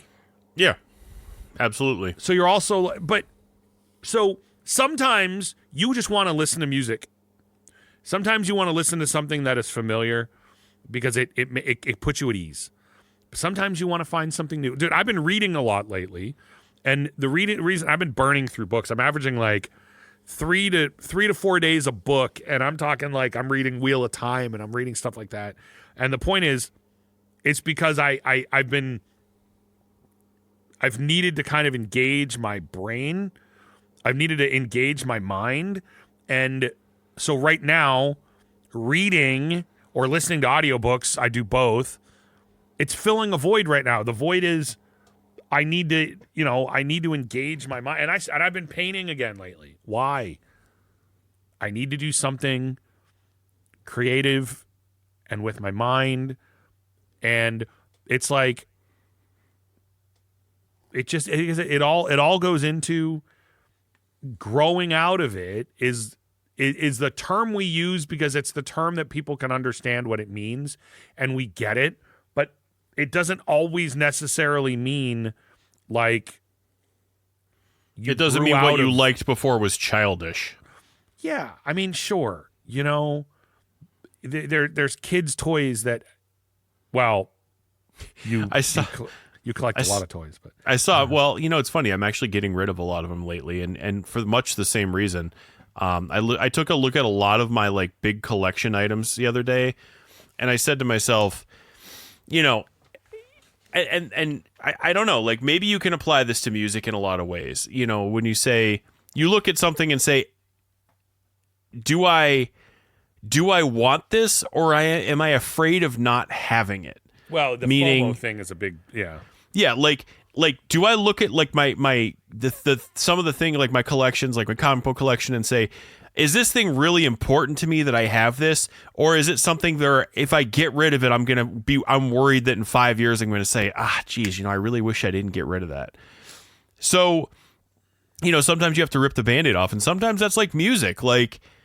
You can't be afraid to say, first of all, you can't be afraid to say, you know what? I'm just, it's not even about saying that I don't like this anymore. Doesn't do it for me. Yeah, you can say this isn't as important to me as it used to be, or this band isn't as, I say that about Nine Inch Nails. Arguably, Nine Inch Nails, if you talk from Pretty Hate Machine till... I'll even be generous and say With Teeth, because there are some songs on With Teeth I really enjoy, even though I didn't at first. But I mean, primarily if you talk about, Downward Spiral through The Fragile, arguably they're probably my favorite band of all time. Like, I can honestly say that, Pantera did a lot for me because Dimebag, changed my life in terms of inspiring me to play guitar, which led to a lot of great things for me. There are other bands that got me in. So, and in that vein, in no way, shape, or form would I say that the genre of music that Nine Inch Nails had any impact on me. I like Skinny Puppy, I like Ministry, I like Nine Inch Nails. But if you told me name 5 industrial bands, that's probably about as far as I could get, where I feel confident that I'm saying the right thing. Name 5 industrial bands: Nine Inch Nails, Ministry, Skinny Puppy. I'm out. You know what I mean? Like I could probably say, well, I mean, I guess technically this band is, or, I could maybe pull something out of my butt, but those are the 3 where I'd say, boom. Now somebody else who's a real big industrial, like if you say name 5 metal bands, I mean, I could be like, what multiple of 5 do you need? But then I can also fairly say, Nine Inch Nails is like that old pair of sneakers you keep in the back of your closet where you don't wear them every day. Because they don't, they're not something you can wear every day because they're beat up. They're, whatever. You're not going to walk into a place where you wear a suit and a pair of ratty sneakers. But at the same time, every time you put them on, you're reminded why they're still in the back of your closet. You don't wear them every day because they're not an everyday type of shoe. But every time you put them on, you're like, oh yeah, that's why I keep these like ratty old things, because there's nothing. They just fit like no other shoe that I own. If that's a an analogy. It's, I don't know, but like, so, but at the same time, you can't be afraid to do, going back to what I was saying, you can't be afraid to say something isn't my thing anymore, but you also can't be afraid to say, and I think a lot of people struggle with this part of it. You can't be afraid to look at something that isn't what you're into and say, I can like this. It's also okay to say I still like this. Yeah, I mean, because there's plenty of people out there that would, they don't even want to. They struggle to admit, and maybe it's not even admit, but they struggle to really embrace the fact that that they do still like something. Well, it's like so it kind of goes in every direction. it goes back to those guys or those kids. I don't know if they're kids or adults or whatever. Is this okay to put on my vest? Like, yeah, it's okay. Like, you know, if you want to make a vest that's all 80s new wave bands, go ahead. Like, anybody that says anything to you about it has too much time on their hands. They got too much time on their hands. Sorry, I had to. Oh, I know. I went there too. Trust me. But yeah, I mean, truthfully, like, and I love that song. I have a Depeche Mode Styx. button. I have a Depeche Mode, a Billy Idol, a Buddy Holly across my vest, and I just ordered a ton more. I ordered a B-52s pin. I own almost every B-52s album. I freaking love the B-52s. Like, I freaking love Depeche Mode. I freaking love, you know, I could look at my record collection and probably pull, you know, without even going to shelving unit number 2, I could probably pull you out like 10 bands, or maybe not 10, and I don't know, it depends. But I could probably pull you out a handful of bands that you'd be like, really? Like, if you didn't know me and you just saw me sitting here in my freaking, you know, my normal Cannibal Corpse shirt and camo pants with my, you know, whatever, you know, you went over to my record collection, you know, you'd probably look through it and be like, oh, AC/DC, that makes sense. Oh, Amon Amarth, that makes sense. Oh, Annihilator, that makes sense. Wait, the B-52s? Or you'd go a little further and you'd be like, wait, Bruce Springsteen? You like, oh, Depeche Mode? You live in Jersey. If anybody questions that you have, well, Bruce yeah, Springsteen, I'm kind of required to own Bruce Springsteen. You have to. Let's I just don't be want to fair. get kicked out. You have to have some Bon Jovi, and the metal guys would say you have to have some Overkill. Then you're fine. Yeah, but I mean, like, you'd see, like, wait, Tears for Fears, which actually I'm looking for that album. I don't own that yet. I'm looking for their first album. But I mean, that's what I'm saying. Like, you know, I even have Dead or Alive, you know, like, what, you know, you spin me right round. I have that single, like that 12-inch single. Like a record. I love that like, song. Yeah, but I'm saying, you know, I have the Wedding Singer soundtrack and I listen to it all the time, and all that is 80s new wave pop. I love a lot of that stuff. I do too. I love a lot of that stuff. And that's what I'm saying. And you know what? Like, anyone who wants to try to tell me that I Ran by the Flock of Seagulls isn't a great song, I'm just going to smack them. And I ran. Dude, I'm saying, am I going to cut my hair like them and walk around and listen to them all day? No, but that song's awesome. Like, wait, Billy Idol? Like, yeah, damn right. Been Buddy Holly. Wait, you like Buddy Holly on your battle vest? Yeah, because he's one of my favorite musicians of all time, and it's my vest, not yours. You know, so it's like, but I'm saying, like, you sometimes have to be okay to embrace, like, you know what? I like a lot of this stuff. Let me say this, dude. I will not judge you for liking. I will not judge you for thinking Nickelback is metal, and I will not judge you for liking the B-52s. Realistically, I will judge you for cooking a steak well done. Way more than I'm serious. Like, well, like, I mean that goes less into taste and more there's a right way and a wrong way to do things. That cow did not die for you to burn that meat. Like, I'm sorry. At that point, just go get some beef jerky, man. Well, it's one of those things where, you know, there's that Hank Hill video, and it's like, well, we politely ask them to leave. What if they want their steak well done? We politely but firmly ask them to leave. I mean, and look, we could all say, well, can I? I'm going to also, by the way, really quickly make the argument. Nobody likes their steaks well done. Nobody likes them well done. They're creeped. They have a problem with it being, quote unquote, bloody. Well, they're afraid of getting like salmonella and all that. Because that's what I always hear. No one actually prefers the taste of shoe leather. It's I know this doesn't make any sense, but it's not that people want it to taste like shoe leather. It's that they don't want it to be undercooked. They don't like. I know plenty of people like, as long as I don't see blood, you know, whatever. I get it, but I mean, just like don't cook a steak well done, because that's just it's just wrong. You know what I mean? It's wrong. I'm sorry. Like, I'll put it this way: if you're over at my place and we're barbecuing and you want your steak well done, I'm not doing it. When you are welcome to take your own steak and you can put it on you can do whatever the hell you want with it. You can dip your balls in it if it makes you feel better. But I wouldn't recommend doing that while it's still on the grill. Yeah, I will not dip my balls in it, and I will not overcook. I just won't do it. I won't do it. medium okay. But come on, dude, I'm not burning your meat. It's just not happening. I always tell people I was like, nothing offends me except for well done steak. No, but I mean, you're. I mean, again, like, it's. I will bust your balls.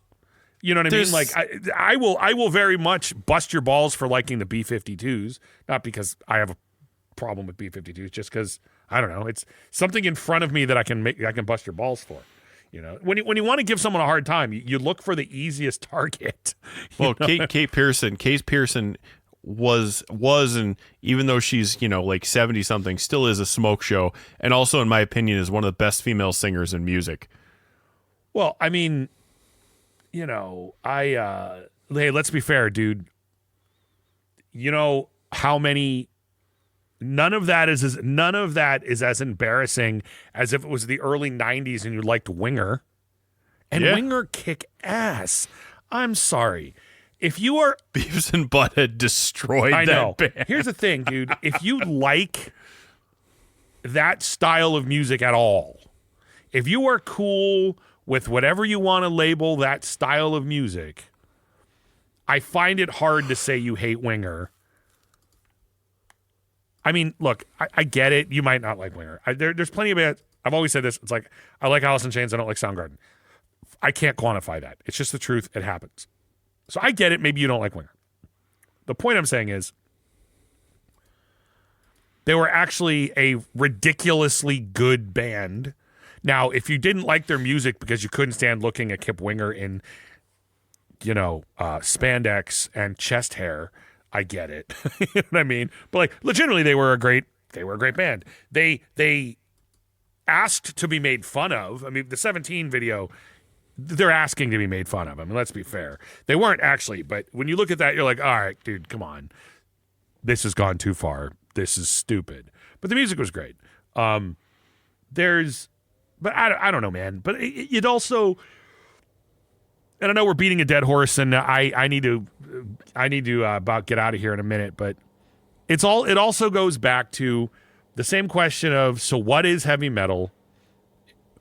It also goes back to the other part of, yeah, but what is it you're looking for at the time? I'm willing to bet you're not always in a B-52s mood. No. You're also not always in a Cannibal Corpse mood.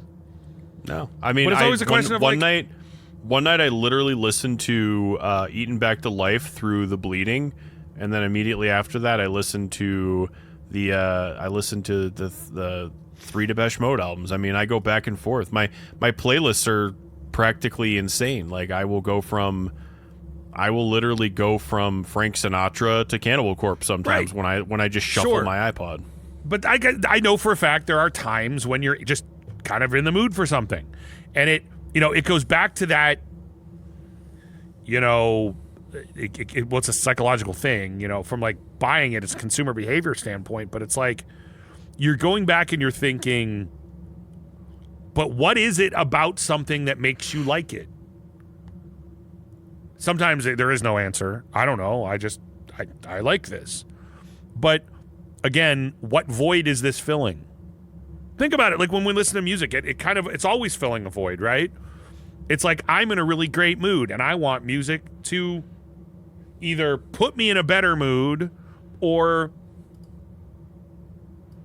fill the void of like, I need things around me that help me stay in a good mood or accompany me in a good mood, or I'm depressed, or it's always, there's so many different reasons. And it's just fascinating when you look at, and I know you talk about like curating a collection and stuff. That's why, it's so interesting when you look at like, what music do they have? What is in their iTunes? Maybe you only listen to music digitally. So what's in your Spotify? What's in your iTunes? I got a bunch of stuff in my iTunes. So what's in there? I mean, it's interesting. And again, this is not, I would like to hope that we don't live in a world where you have to hide your Billy Joel's greatest hits. We've talked about that before. We had a friend who had to hide his Billy Joel's greatest hits when his friends came over. Yeah. He didn't want people to know he liked it. I don't like Billy Joel, but that's not for any, it's not because he's not metal. I just don't like Billy Joel. As a general, I'm not saying he doesn't have any songs that I'm okay with. I'm saying, generally speaking, I dislike the vast majority of his music, some of which I really hate.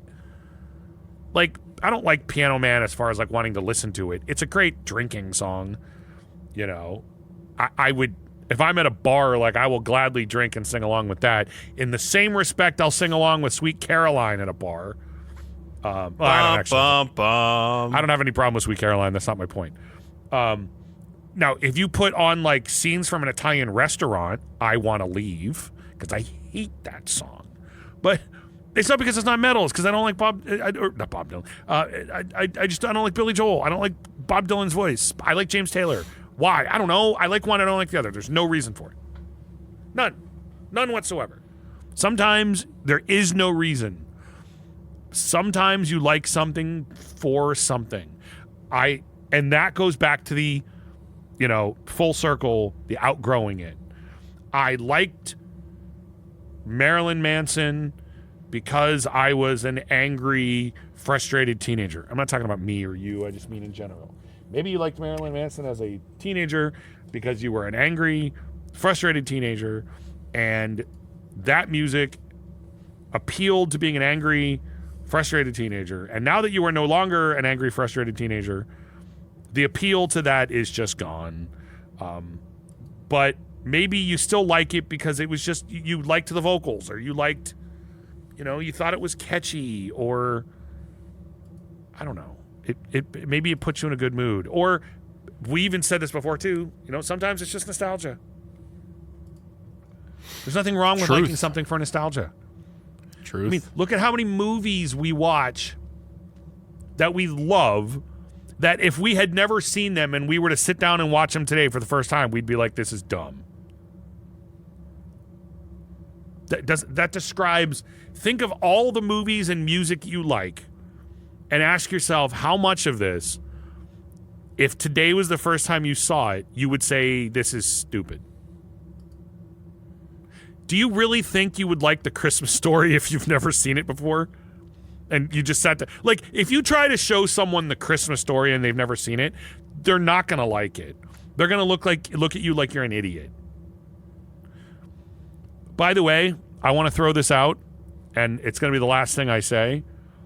I know I just got done talking a little bit ago about being a metal guy and loving musical theater. I think the fact that they made The Christmas Story a musical is the dumbest thing ever. The one of the song, it was like, I swear to God, I'm listening to it, and, you know, it was like, I got a leg lamp, it's a leg, it's a lamp. I'm going like, you stop. Like, I heard a song from it the other day, and I'm going like, it's the dumbest thing I've ever heard in my entire life. I just wanted to throw that out. I think the Broadway trend of taking movies that have no business to be musicals and making them musicals is just stupid anyway. Albeit I hear the Back to the Future one is awesome. I can't imagine being like, hey guys, it's a car and it flies. Like, it just doesn't, I don't know, whatever. And I love theater, but that's my point. Would you like Portrait of an American Family today if you'd never heard it before? Probably not. Antichrist Superstar? Maybe, probably not. I don't know. If you had never heard Nine Inch Nails before and you sat down today to listen to Nine Inch Nails, would they mean much to you? I don't know. I mean, you said yourself that a lot of the lyrics still connect with you, and a lot of the lyrics. Yeah, a lot of the lyrics still connect to me. So honestly, I would say probably. But again, you know, Kill 'Em All. If I had never heard Kill 'Em All and I sat down and listened to it, now I would probably recognize it as, you know, like, I like this genre and I recognize this as what it is. But what I think, you know, Motor Breath is the great, you know, would I think some of those songs are the greatest thing since sliced bread? No. I'd probably be like, oh, that's cool. Ride the Lightning, maybe. It's just, it's super, I don't know. It's fun when you think about how much music you like that you wouldn't like now, or you do like now that you didn't like before, or you did like before and you don't like now, or like I said, you like it now just because you liked it before. I mean, it's very, I don't know, it's super interesting. I'm trying to think of I mean, there are always bands you outgrow, even if outgrows the wrong word for it. There's also bands that you just kind of forget they exist. Yeah, I mean, like I go through my CD collection sometimes, and I'm like, oh yeah, I haven't listened to that in forever. It's like, oh man, I forgot about that band. Yeah, oh yeah, I haven't listened. I can't remember the last time I listened to that album. You know what I mean? Like, and truthfully and honestly, that's, part of the reason why I've been building in with my record collection. I think I told you, like, I've switched out of, like you said, I've gotten to the point in my record collection where I have almost everything I want within reason. And I think now I've moved in from building a collection of all my favorite stuff to building a library of stuff I enjoy. So, like, when I first started my record collection, it was all about, I need to get this stuff. Like, I need to get all the stuff by Anthrax. I need to get all these bands and all this albums by these bands. And I need to make sure that I find all the albums by these bands and everything else. And I think now I've moved on to the point of where, again, since I've got every Anthrax album, every Metallica album that I care about. I've got every Megadeth album that I care about. Now I'm like, I've got every Cannibal Corpse album. I'm like, all right, now I'm moving to the point of, and I think that's why I'm kind of exploring different genres, and I always have been doing that all through COVID. I like most of the stuff I listened to through COVID that wasn't metal was hardcore punk, and I was in a huge, so I was listening to like Charged GBH and all and Broken Bones and all that stuff, and I still enjoy that stuff and still listen to it, but at the same time, like now I've kind of moved into more of the softer stuff, and like I've gotten more into like darker sounding music where it's not like, not dark from the standpoint of like, Venom dark where it's like, evil and stuff, but more darker toned music where, like I said, like Depeche Mode and in their dark period and some of like the gothic metal I've been listening to a lot more, like Paradise Lost, and they are metal, but like, stuff like that where you go through phases in music, that too. Like you'll spend a month with a band being your new favorite band, and then you'll put them down and never listen to them again for another couple of years. But what's great about that, when you do find them again in a couple of years, it's like you've never listened to them before. Like I remember I was buying albums on vinyl that I used to have, or I still have on CD in some cases, because I wanted the record. And I remember like one was Maximum Violence by 6 Feet Under, and I put it on and I'm like, I can't remember the last time I sat down and listened to this album, and I forgot how much I really enjoyed it. Yeah, no, I don't know. It's just the nature of the beast. Yeah. The nature of the beast doesn't include selling out. Have some Doritos. I don't know. Would I find Wayne's World funny now? I don't know. I probably would. Well, I would, because I would. I would probably still have it. I would probably still find it funny because my humor is still that of a 7th grader. Yes. We still laugh at phrases like gas station boner pills. We still laugh at the phrase boner. I mean, and I don't mean Mike Seaver's best friend. I'm talking. Well, how can you not laugh at gas station boner pills? I'm just saying it's. If we were to start this show today, it would be called the Heavy Metal Gas Station Boner Pill. It's just funny. I don't know. Anyway, I am at that point where I need to bounce. We're here. We're pushing 2 hours, or we're somewhere close to it. And I am freaking exhausted, and I need to catch some Z's, as a wise man once said. So anyway, before we get out of here, Rex, is there anything you need to add to our outgoing... not besides make sure to be careful when using your gas station boner pills. Yeah, be very careful. And I also need to say, as a disclaimer, because the lawyers would want us to say this, we do not condone mixing absinthe and gas station boner pills, because We just don't condone it, and we can't support it. If you do it, you do it with your own risk. Yes. You understand that that bad things could happen or not, but you will not hold us liable if you are popping gas station boner pills and chugging on the absinthe, or having anything to do with the Green Fairy. I don't know, man. Anyway, it is about time that we bounce. So I want to say thanks, everyone, for listening. As usual, we weren't paid to say anything today. Anytime we drop a name like what we're drinking, it's what we're drinking. We don't do that. So it's important that we say that so that we don't ever get accused of taking money for anything. Because we don't, because no one in the right mind, no respectable business would ever sponsor this show. That's just not how it works. So anyway, hit us up on social media, Instagram, Facebook, The Heavy Metal Hangover. Otherwise, I hope you enjoyed this episode of Complete and Utter Hogwash, and we will certainly be back next week to do this again. So, my name is Duff. My name is Rex. And we'll see you again next week on another episode of The Heavy Metal Hangover. Congratulations for actually making it all the way through this episode of The Heavy Metal Hangover. With your beer-guzzling, head-banging hosts, Rex and Duff.